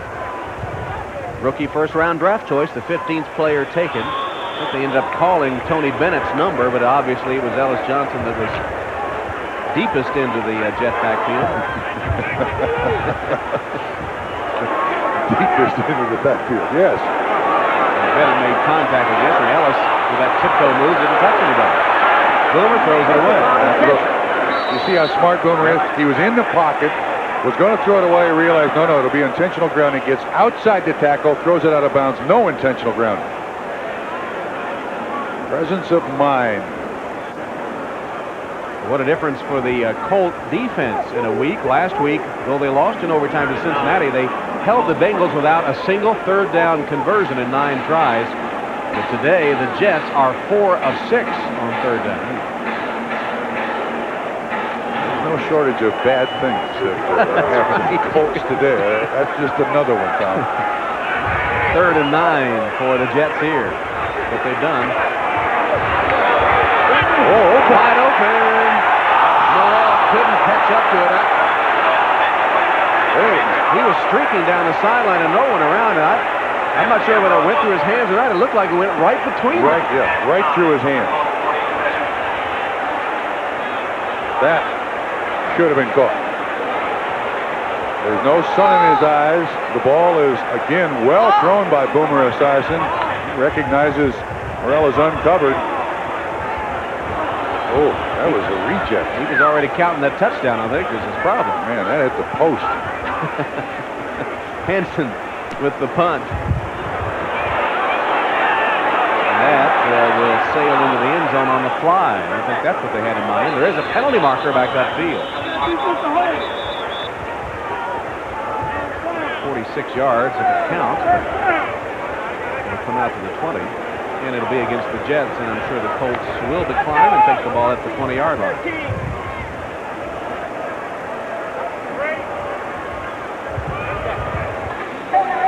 Ineligible downfield, number 51 on the kicking team.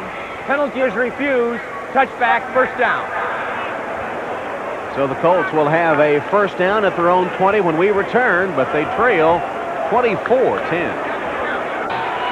Sellout crowd at Giant Stadium has enjoyed things today as the Jets have a big lead here in the fourth quarter. Draw play, handoff to Marshall Faulk. Smacked pretty hard by Gary Jones. Gained about 5 yards. Let's go to Greg Gumbel now for another update. Greg? All right, Tom, this time we take you to San Diego. Stan Humphries, his second touchdown pass of the game. This one to Ronnie Harmon down the sidelines, 15 yards in the score, and the Chargers vault ahead of Seattle. It's 14-10 in the fourth quarter. Plenty of time to play. Tom? All right, Greg, here's Marshall Faulk again. The Chargers, the defending AFC champions, sort of a forgotten team. You don't hear much talk about them. Yeah, I know. There was a lot of talk about in the offseason that maybe San Diego celebrated a little too much. I'm having a difficult time believing that with Bobby Ross as the head coach and Bobby Beathard as the general manager. You'd think those two would straighten everyone out, but yeah, they've gotten off to a rough start. Jet fans trying to rally their defense for a 3rd and 1. The Colts have converted 3 of 9.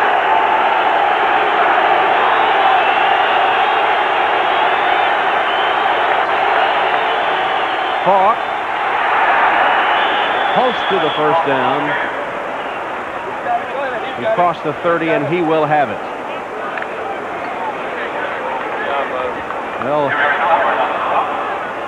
the Jets, I heard some of the Jet fans razzing a man in a Giants jersey as the Giants lost today to go 0-2, and the Jets bouncing back from that 52-14 loss to Miami last week. Meanwhile, the only thing that's alive and well in Indianapolis is the quarterback controversy.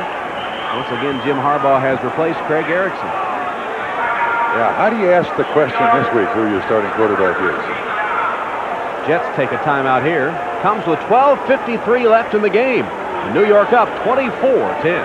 Infante told us yesterday this is the worst job in the world when you lose, and right now he is losing 24-10. In fact, his offense has gotten only 3 points today, and said every coach needs to have a dog. His 2 golden retrievers will be the only people close to him when he returns to Indianapolis. Ah, Stephanie. Why Stephanie? She's a trooper. He didn't include her now. I have to quote correctly. You're right. But I'm including Stephanie. Flags down. That one looked bad from the start.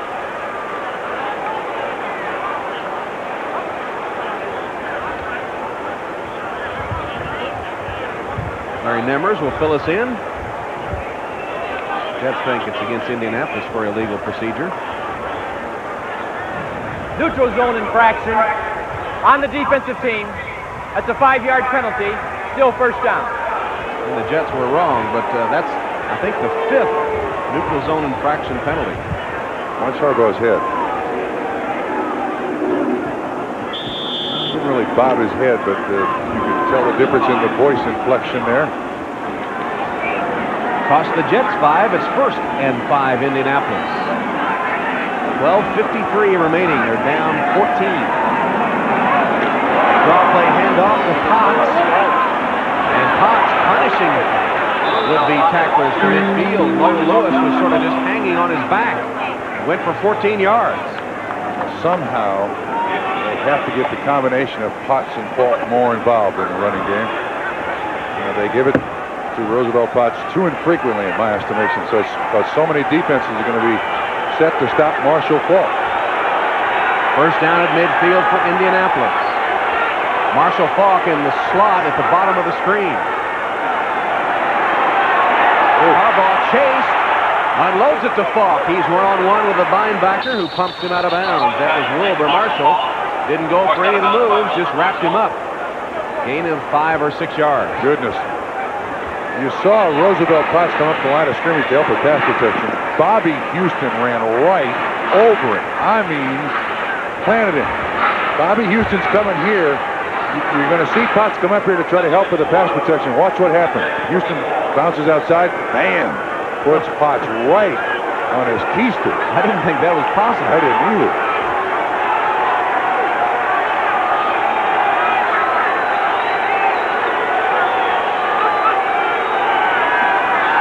Harbaugh's in trouble, and he's sacked. Fumble. The ball is loose, and it's picked up by a Colt lineman. But they say it was down, so Loudermilk was off to the races, but the ball is ruled down.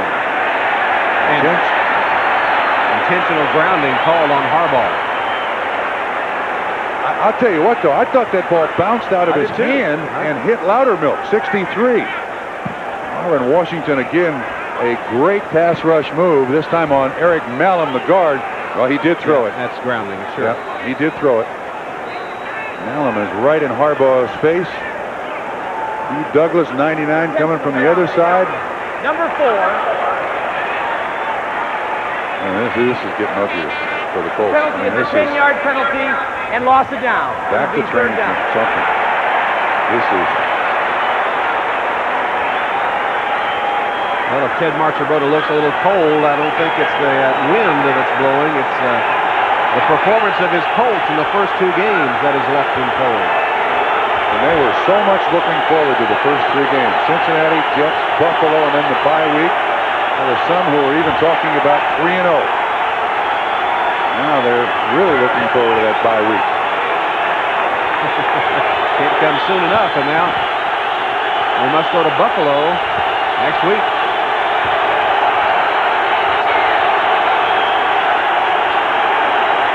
Third and 15 play.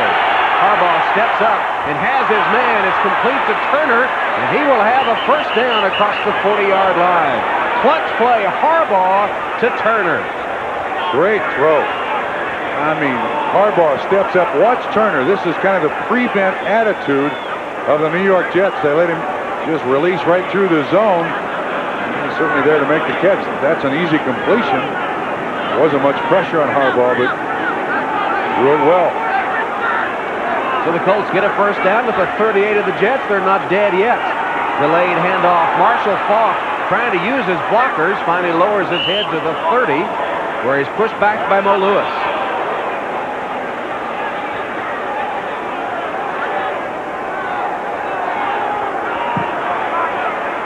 16 carries, 52 yards for Marshall Faulk. Getting up around his carry per game average from last year, but breakaway runs today. He's had some breakaway pass receptions. Faulk on 2nd and 2. Has the first down and then some. He's to the 18-yard line. Suddenly, the Colts showing life, and the Jets perhaps were celebrating and relaxing a little early. Todd Scott made a saving tackle.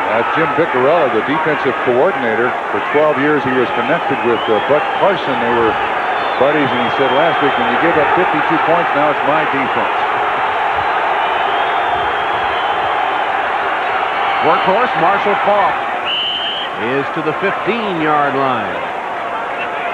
Now, Tom, what's happening here is the Jets are going with a 5 defensive back set. So there's that one less linebacker. It's a 4-2-5 set. And the Colts are taking advantage of it. They stay with the nickel group as Marshall comes off the field. Lamont Warren in. 10-play drive. This is the 11th coming up. Warren, the home setback. Give it to him. And Lamont Warren only back to the line of scrimmage, then driven back by Marvin Washington and others. But let me, if I may continue, the idea of this defense is, look, we'll give you all the yardage you want, stay in bounds, eat up the clock, we'll give you the 3 points, we'll change our defensive mindset personnel when you get down inside the 10-yard line. Marshall Faulk back in. He's rushed for 31 yards on this drive. It's 3rd down and 6. Now here comes the 6th defensive back in for the Jets.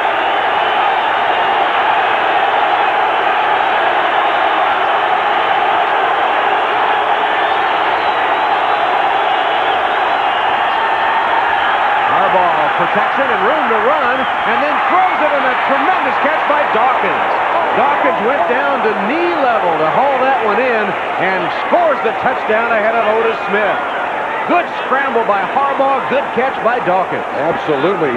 He hesitated for a moment. Marshall Faulk was sitting right out there on the flank, and he was going to throw it to him, but stayed with it. He's looking right. Now you're going to see him catch the eye of Marshall Faulk out there. No, I need it downfield farther. Stays with Dawkins. Dawkins continues to run the pattern. And he beats Otis Smith for the touchdown. Colts back in the game as poorly as they've played. Hofer to add the extra point. And he got it. So Jim Harbaugh, second straight week, puts a little life in the Colt offense. Dawkins caught that one. Choice from California in 1993. Had a reputation as a man afraid to go over the middle and take a hit and of dropping the football, but he sort of put that by the boards with 51 receptions last year. And now in his 3rd season with the Colts, makes that touchdown catch. Best thing about that play is that Dawkins stayed with the pattern, and so did Harbaugh. It's easy to give up on patterns like that. You know, you come across the middle, you are running into fat guys with a bad attitude. Wind is still kind of swirling around on the field, as it always does here at Giant Stadium. So a hold for the kickoff. Gardocki. Dexter Carter is down into the end zone. And with the aid of a little following wind, the touchback occurs, and as poorly as they have played, the Colts are right in it with 8:40 left. Did this last week, except they had control of the game early, led 10-0, then let the Bengals back into the football game, and then Harbaugh comes in, gets them back in the game, and they lose in overtime. But remember, they fumbled at the 1. Yeah, they did. You're right.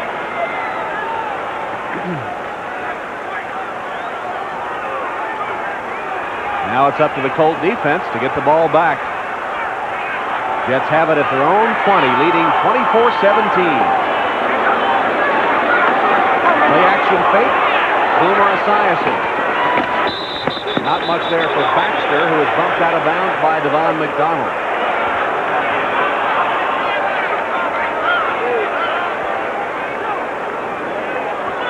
All right. The Jets had this game firmly in their control. In that last drive, they put the momentum on the side of the Indianapolis Colts. Colts have dominated the time of possession this half, over 13 minutes to 8 for the Jets. But for that fumble at the 1 and the fumble off the opening drive, be right there. Another play-action pass. Esiason wings it way over the head of Charles Wilson, his intended receiver. Again, the Colts came with the blitz. And we're just throwing it away. Now, Rich Kotite realized, wait a minute. Go back to our bread and butter plays here. Vince Tobin is saying we're going to stay with the blitz. Let's disrupt him as best they possibly can. We don't want him to stand back there and look for an open receiver. So 3rd and long, 3rd and 7 coming up for Boomer and the Jets.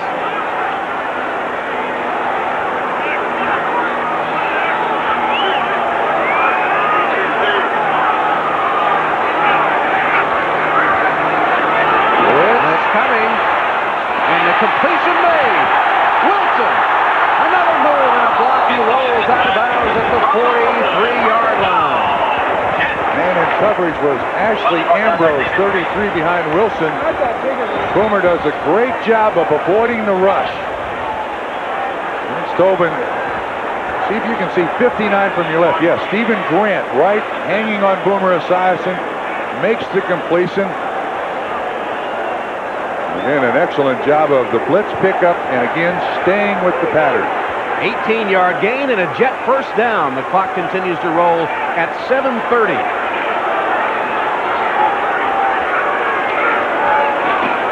Morrell got 3 yards for the 45. Now let's go to our studios. Greg Gumbel with another update. All right, Tom, in Dallas, last week, Emmitt Smith, 163 yards and 4 touchdowns. Today, 113 yards, and that one from a yard out. It's now a 31-14 Dallas lead, about 7 minutes to play. Let's go back to Tom and Bob. All right, Greg. Well, last time Greg gave us an update, we complimented the Broncos for hanging in there. So much for that. Yeah. From the 45, it's 2nd and 7, New York. Blitz comes again from every direction, and Morrell got away. Running room, Adrian Morrell to the 25-yard line. Ray Buchanan hauled him down. Once he got away from the initial blitz, there was plenty of room to roam, and it goes for 30 yards. The Colts in a position where they have to take the chance. What 3 linebackers blitz, a defensive back. 62 misses the tackle. That's the rookie Ellis Johnson. Just tries to do an arm tackle. Morrell breaks to the outside.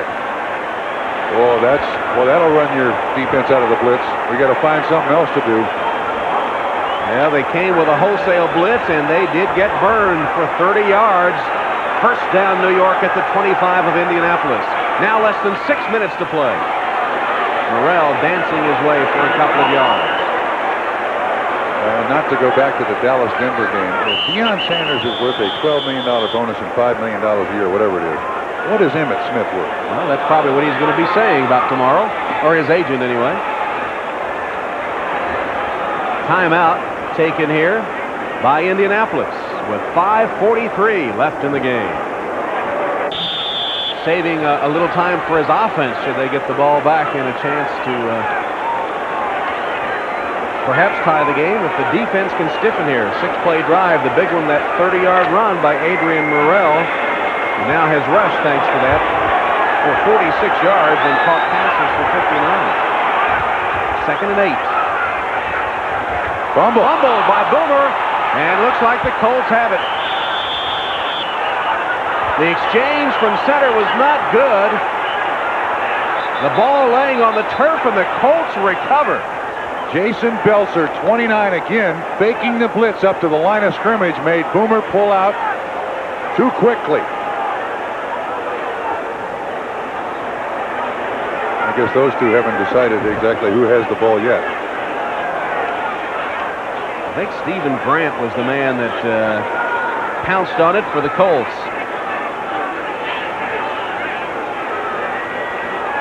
So you see 29, Belzer right up there. It looked to me like the center, I blamed it on Boomer, but it looked to me like the center, Cal Dixon, had a big, long reach block to make. May have moved a little quick. And the ball is on the ground, and the Colts have it. And again, it was the threat of the blitz that probably made him move a little quickly, and the Jets turn it over. Now, one thing's for sure. The Jets can't go with that nickel defense or that dime defense they had on the last drive. 1, 2, 3, 4. This is the standard Jet defense here. Colts playing without Clipper Anderson, who injured his knee earlier.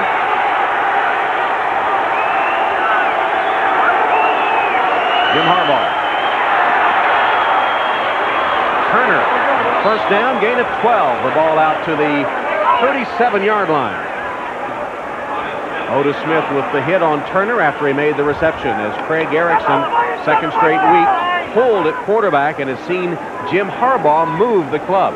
And the way this has happened not only last week for Indianapolis, but also in the preseason, Jim Harbaugh has come on in relief and done an excellent job. Got the Colts back in the game. Less than 5.5.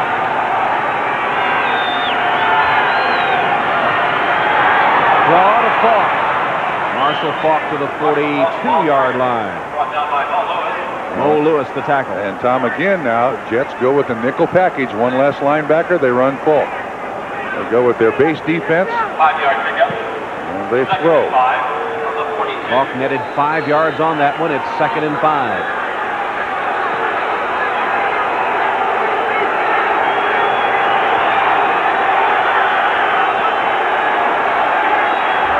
Harbaugh in trouble, spins away, and throws it to Dawkins, complete for a first down. Otis Smith wrapped him up, but he had enough. Marvin Washington had Harbaugh in his grasp, and Jim was able to spin away. That shows some leg strength. Marvin Washington's going to come from right up inside the guard, grabs a hold of the jersey. Well, that's a presence of mind, isn't it? Stay on your feet, keep looking downfield, make the completion for the first down. Another clutch play by Harbaugh, who has had several on these last 2 drives. 6 defensive backs on for the Jets.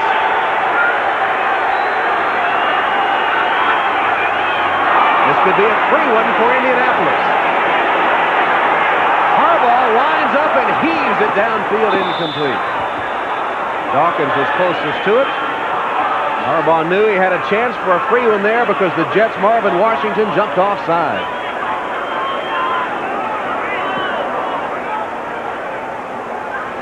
Defense, number 97, offside. 5-yard penalty.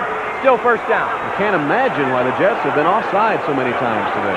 And Marvin has been 2 or 3 times that you see the voice inflection, the head bob by Jim Harbaugh, but the coaches will say, Marvin, look at the football.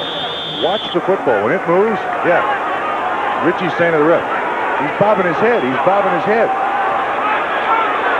1st and 5 for the Colts. 3 minutes, 58 seconds to play.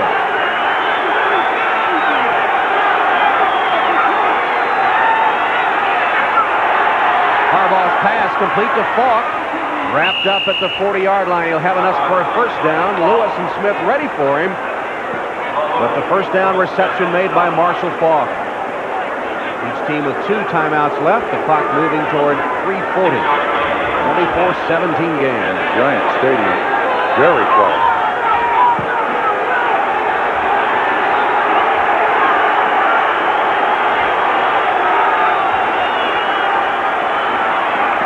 Harbaugh steps up. Now he's going to have to run, and he's down to the 39-yard line. Donald Evans made a swipe at the football, but couldn't get it. And Harbaugh manages only a yard on the scramble. And Harbaugh almost got loose. But again, the choice you want here, he's got 2 timeouts left, driving, clock running. You want to throw the ball if you can to stop the clock on the incompletion. Now inside the 3-minute mark. Harbaugh trying to rally the Colts.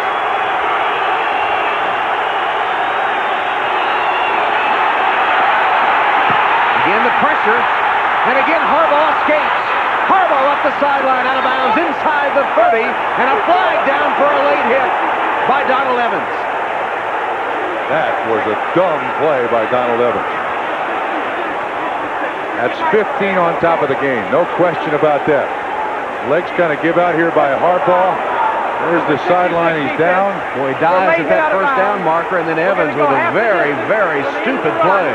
First down. Matter of fact, I think he's being replaced. Mark Spindler is coming in. Does Donald Evans stay in or does he leave? It looks like Washington is shaken up back upfield at the 40-yard line. Yeah, he does look just tired, so Spindler comes in. That's one of the all-time dumb plays I've ever seen. Boy, was it ever. Evans with a gift for the Colts, and suddenly they are inside the 15 of New York, trailing by 7. Clock, 2 minutes, 43 seconds. Jim Harbaugh has made clutch play after clutch play the last 2 drives.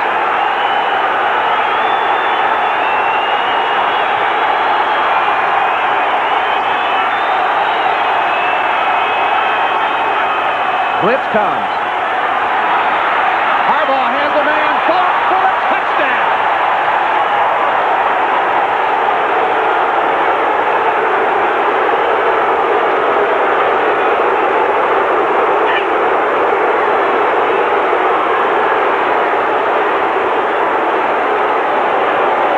Marshall Falk was uncovered from the minute he left the backfield.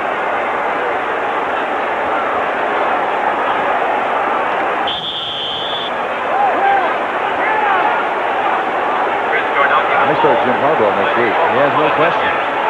Here's Mike Cofer to try to tie it up.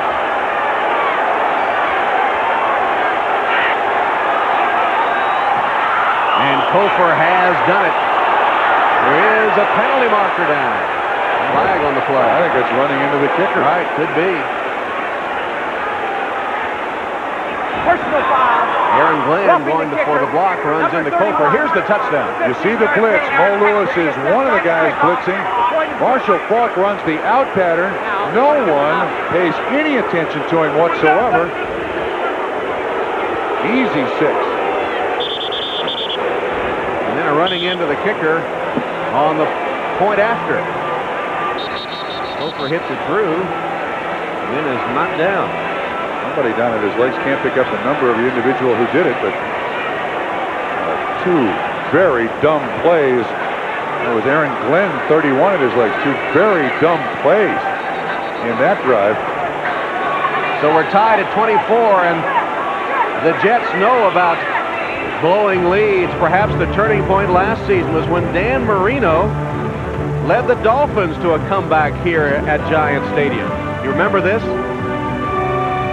Time running away. The final touchdown came after Marino faked that he would spike the ball and threw it for the score. And the Dolphins 28-24 over the Jets after the Jets had had a 24-6 lead, and they haven't won since then.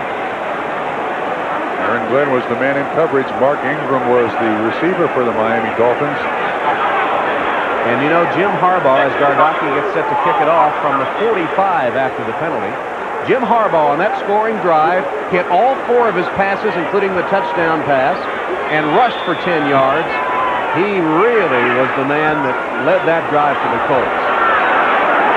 Carter from the 3 and blasted down at about the 13 or 14-yard line by Ray McElroy. New life for the Indianapolis Colts thanks to that man.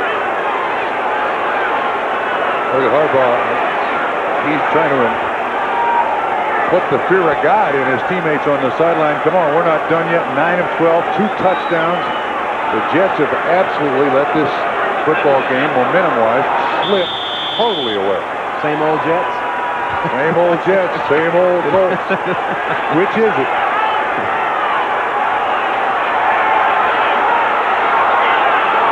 Brady and Baxter, two tight end formation for Boomer Esiason. Game tied at 24. 2.5 minutes to play. Boomer's pass, diving reception made by Crevette. Now they say, well, the Colts are saying no, but the officials say it is a catch. Hurry up offense. Yeah, the Jets are going with a hurry up offense with 2:14 to go. Does he make the catch? Yes, that looks clean. Oh, it's 5-10. He didn't have far to go down to get it. Morrell picks up the first down to the 25-yard line as we reach the 2-minute warning. What a turnaround for the Indianapolis Colts. They've tied the Jets at 24. The great relievers in the game. He's got his helmet on, ready to go back out there. Remember, down 17-3 at halftime, the Colts, with Craig Erickson at quarterback, fumbled the first snap of the second half. Jets recovered it, took it for a touchdown to go up 24-3. And that 21-point deficit has been erased by a defensive touchdown, Tony Bennett's fumble recovery for a score, and 2 drives directed by Harbaugh to tie it at 24.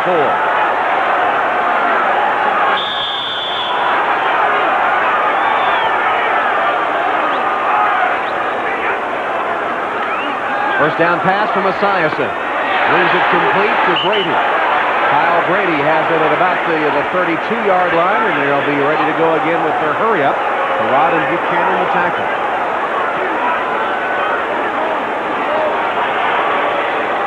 Brady 9 on that reception. Morrell trapped in the backfield, got away for a moment, and is back to the line of scrimmage no further. Ellis Johnson the tackle, and the clock continues to roll now inside 1:30. Expecting to throw on every down. Surprised by that? Actually, that's kind of a keep the defense honest play. And now look at this, a huddle. I think the Jets have to be very, very careful here. The momentum is on the side of the Indianapolis Colts. Richie Kotite does not want a turnover here What's everybody thinking? They know what the play is. Probably a good percentage thing to do. A minute left. On the sweep. Morrell. Clock continues to roll. Buchanan tackled him. And a timeout taken by New York, stopping the clock with 50 seconds. It was enough for a Jet first down. Well, last week, the question was asked of Ted Marchibroda who your starting quarterback is for next week. This week, the answer is not going to be quite so easy. Well, the Notre Dame Fighting Irish upset losers to Northwestern game 1, fighting for their lives to win against Purdue. They'll try to get it all back together. Ron Paulus and the Irish at home next week, welcoming the Commodores of Vanderbilt from the SEC. Notre Dame football next Saturday, 2:30 Eastern Time. Notre Dame and Vanderbilt. Presented by Price Pfister here on NBC. Head coach of Vanderbilt is Rod Dowhauer. He used to be an assistant with the Indianapolis Colts, wasn't he? In fact, was head coach for a while. He was a head coach, yes. This one slipped out of the Jets' hands. They have one timeout left. 50 seconds on the clock.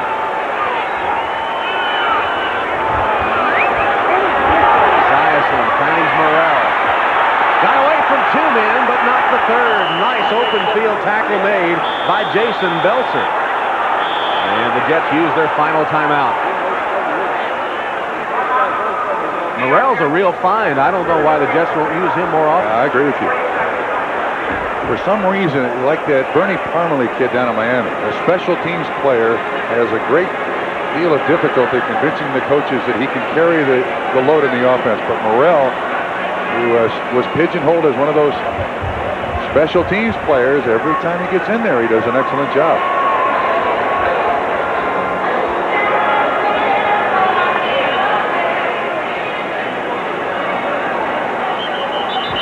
Welcome to those of you who saw San Diego beat Seattle 14-10. Tom Hammond, Bob Trumpy at Giant Stadium in New York, where Ted Marchibroda and the Indianapolis Colts have rallied from a 24-3 deficit to tie the game at 24 with 41 seconds remaining. For the second straight week, Jim Harbaugh has replaced Craig Erickson at quarterback and has rallied the Colts to a tie. Last week, after Harbaugh did his magic, they lost to the Bengals in overtime, and just 41 seconds left from OT here. Boomer Esiason, though, has other thoughts about that.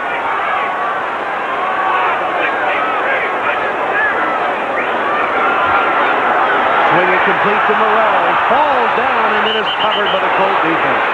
Short of the first down. Again, Jets are out of timeout, and you throw the swing pass so the kid can get out of bounds and stop the clock. This is a third down play. And it's the same one, and it's incomplete off the hands of Adrian Morrell.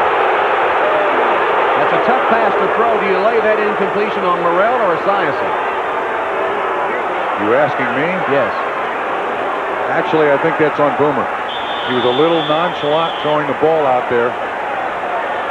Mala down on the ground. It brings up a fourth down. I don't think the Jets have any choice but to punt the ball away here. And play for OT.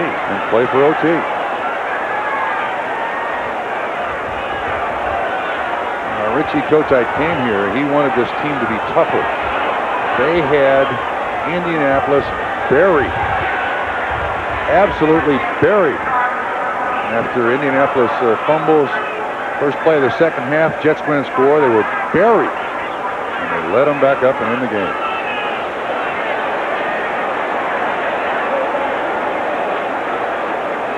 Malamala helped to his feet. Here's a reminder that following the game on most of these stations, it's the hunt for amazing treasures. Then Sylvester Stallone and Kurt Russell star in the action-packed film Tango and Cash. Hunt for amazing treasures, Tango and Cash, coming up after football. Viewers on the West Coast will see these shows at their regularly scheduled time.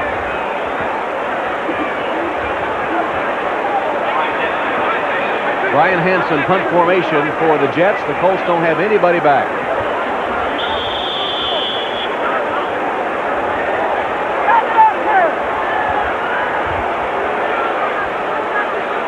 Low snap. Tony Bennett nearly blocked it.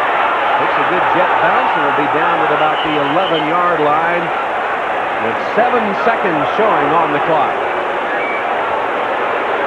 And boos raining down from the crowd here at Giant Stadium. Those that are left, some of them packed it in and headed home with 24-3 on the board. They should be doing it. This was close. Tony Bennett comes very close to hitting this ball. A fair snap. He just passed his fingers, and that's what Indianapolis was looking for, a blocked punt. Tony Bennett has a fumble recovery for a touchdown today. That was the spark that finally kind of got him going, wasn't it? That and Jim Harbaugh's play. Yeah, their first touchdown was that fumble recovery for a touchdown. So the Colts will down it and then hope for some luck on the coin flip. Last week against Cincinnati at the RCA Dome, the Bengals won the toss and never relinquished the ball. Got the win on the Doug Pelfrey field goal.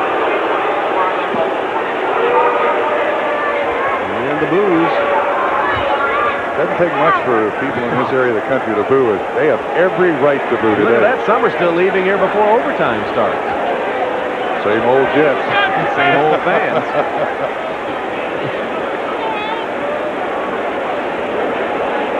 Well, as amazing as it seems, as poorly as the Colts played in the early part of this game, they have tied it at 24, and now that coin toss for first possession in overtime.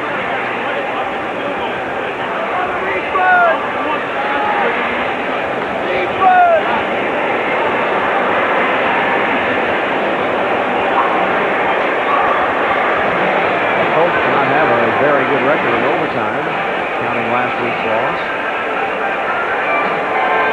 Sub 500, while the Jets are 9-7-2. Indianapolis is a visiting team. Gary Nemmers, the referee, will officiate. Heads is called.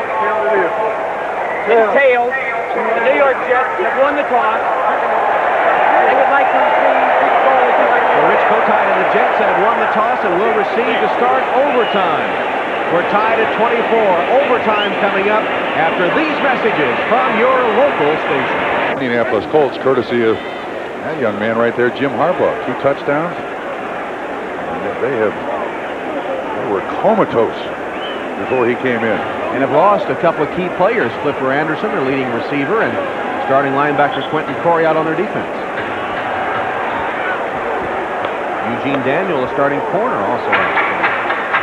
3 key injuries in the game, all before the comeback.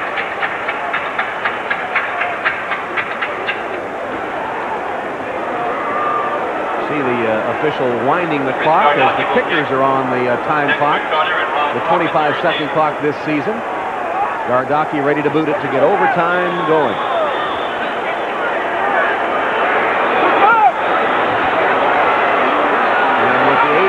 Again, hits it deep into the end zone where Dexter Carter will down it for the touchback. So Boomer Esiason and mates will come on. And is this where they try to duplicate the opening drive of the game where they mix the ball around? Absolutely. With different receivers, different runners. Yeah, they had 5 different guys catch the ball, 4 different guys carry the ball. The numbers for Boomer are outstanding. He has not thrown an interception, but look, it's been a long time since any of this Jet offense meant anything in this football game. And now James Brown is replacing Malamala at tackle, so James Brown will be blocking Tony Bennett here in overtime. Boomer fell down, Morrell fumbled the ball, finally got it back and fell on it back at the 15-yard line. Things unraveling big time for the Jets. Stephen Grant covered Malamala. Now, wait a minute. Covered Morrell. Convinced me that these 2 teams didn't switch uniforms while the left guard steps on Boomer's foot. They must have switched uniforms when we weren't looking. This is what the Colts looked like in the first half. This has been one of the more amazing turnarounds, and it's all come late. And Boomer not happy, as you see. 2nd and 15. Blitz coming from Harrod. He's fighting his way, and Boomer manages to stay upright and complete it to the 20 to Brady. Kyle Brady gets him back to the original line of scrimmage. It'll be 3rd and 10. And boy, they picked up Harrod, who just kept coming. Boomer just sidesteps him partly. That helps. And also the fullback Baxter also gets a shoulder on him. And then Adrian Morrell also helps out. Still makes the completion. Not enough for a first down. 3rd and 10. Great catch by Brady. And how big is this 3rd down conversion? 3rd and 10 from their own 20. First series of overtime. Again, the blitz comes. The pressure on Boomer. And he throws it deep downfield. Now dropped by Crevette, the rookie.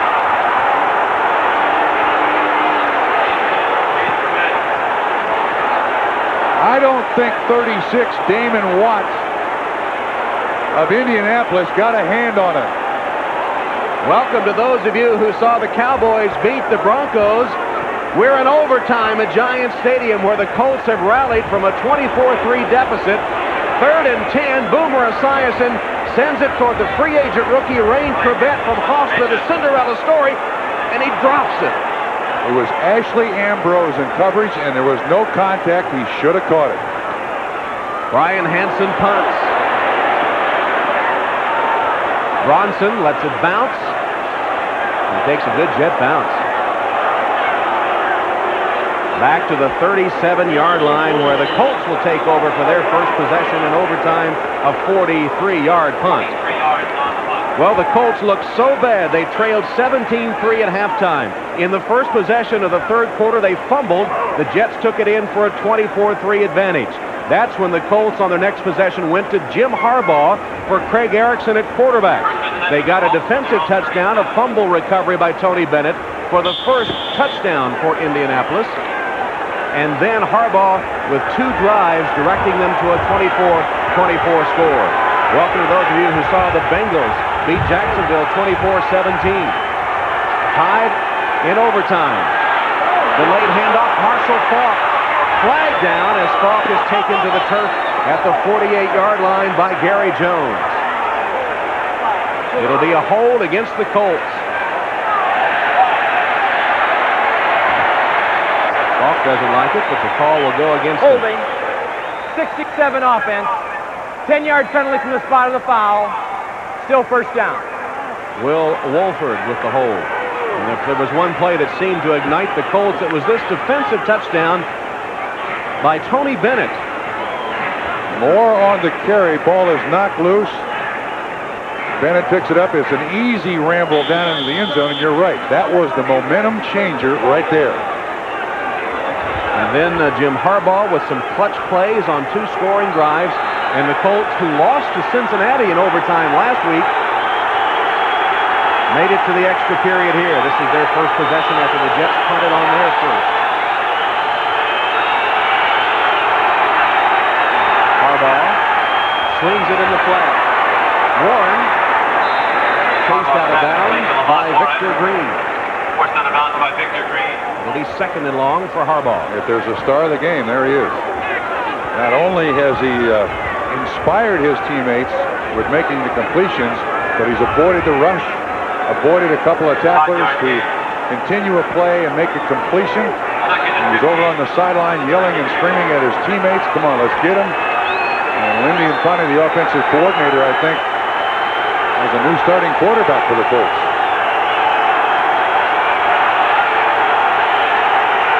From the shotgun, Harbaugh hands it to Faulk. Using his blockers, Marshall takes it to the 37-yard line. It'll be about 3rd and 10 for the Colts, tackled by Hugh Douglas. Actually, the Jets have done a pretty good job on Marshall Faulk today. The 21 carries, 77 yards, most of that in the second half. He's had the big plays as a receiver, and the 1 touchdown came on a reception. 3rd and 10.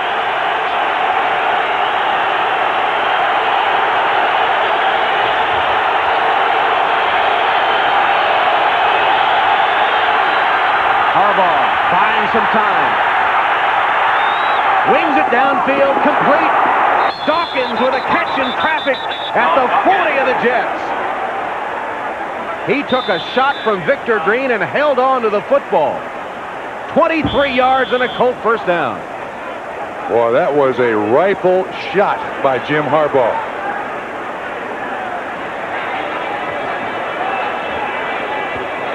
Harbaugh again with a great scramble. There's only a 4-man rush by the Jets, 6 defensive backs. Now watch the RPMs on this one. And whack. Green hits him right in the chin. So the Colts threatening in overtime. We'll be right back. New Jersey Meadowlands, where Sean Dawkins can manage a smile after having his bell rung, and all questions about his courage erased. Meanwhile, the pressure now descending on Mike Cofer, who has not had a good day. He's missed 2 of 3. He made a 20-yard field goal, but missed from 36 and 38 yards. Now, Tom, when you get those hits, that catch by Sean Dawkins, you smile right afterwards because you don't remember when you watch it on tape the next week that, oh, it hurts all over again. It does. Jim Harbaugh is 11 for 14 and 123 yards since replacing Craig Erickson. Not only has his performance been wonderful, but he's added an awful lot of inspiration. He's a gutty, kind of fiery kind of quarterback, and it's shown here today. We're in overtime. Tied at 24. Hand it to Marshall Faulk. Picks his way to the 35-yard line. Got about 5 yards when it didn't look like much was there. Kurt Barber, the tackle. That was kind of an awkward reception of the shotgun snap by Jim Harbaugh, but he managed to get it off. And here's Sean Dawkins back into the game for Indianapolis. Yeah, comment about Marshall Faulk. He's the weapon now that the Jets don't have in overtime. I mean, Jets are going with 6 defensive backs, 5 defensive backs. You can always give it to Marshall Faulk. 1 broken tackle, 30 yards later, 35 yards later, you win the game. Boomer Esiason had a pretty good day, and it looked like he had a win salted away, leading 24-3. And some mix-up on the formation. Dawkins with the 1 point from one side to another. He still might not, he may be hear those bells still ringing, and the Colts have to take a timeout. We'll take a break as well. 10:47 left in OT. What a range of emotions must have been felt by Rich Kotite today, where he saw his team bounce back from the devastating loss at Miami to take the big lead on the Colts, and has seen it slip away. And the Colts now with the ball at his 35-yard line. On the other side of the field, Ted Marchibroda for the first 2.5 quarters wondered, who are these guys? What are they doing? This is not what we taught them. This is not what we coached them. And then he showed you the Tony Bennett fumble recovery for a touchdown. Lit a small fire, and then Jim Harbaugh has made it ablaze. With the timeout, the Colts have 1 remaining in overtime. 2nd and 6 from the 35.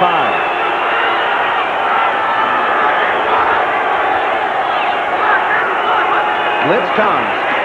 Harbaugh got rid of it, up for grabs, and it falls incomplete.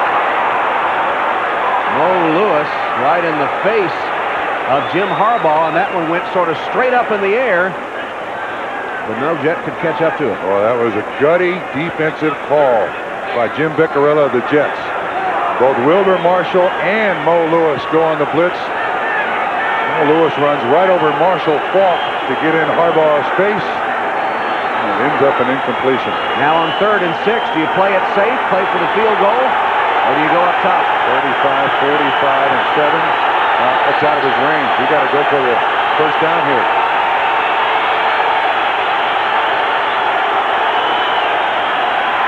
Blitz again. Harbaugh bounce off the pads of Marshall Faulk.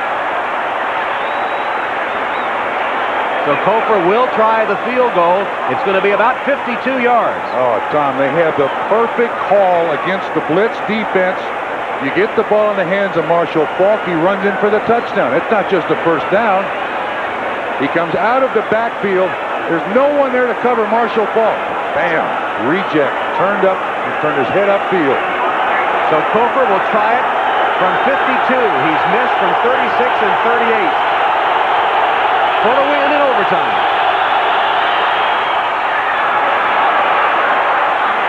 It just got there. Cofer shakes off the 2 earlier misses, and a miracle finish by the Indianapolis Colts gives them the win in overtime. 52 yards. Cofer hits it. Mike Cofer, who had missed from shorter range earlier twice, hits the one that counts, and Jim Harbaugh engineers the comeback for Indianapolis.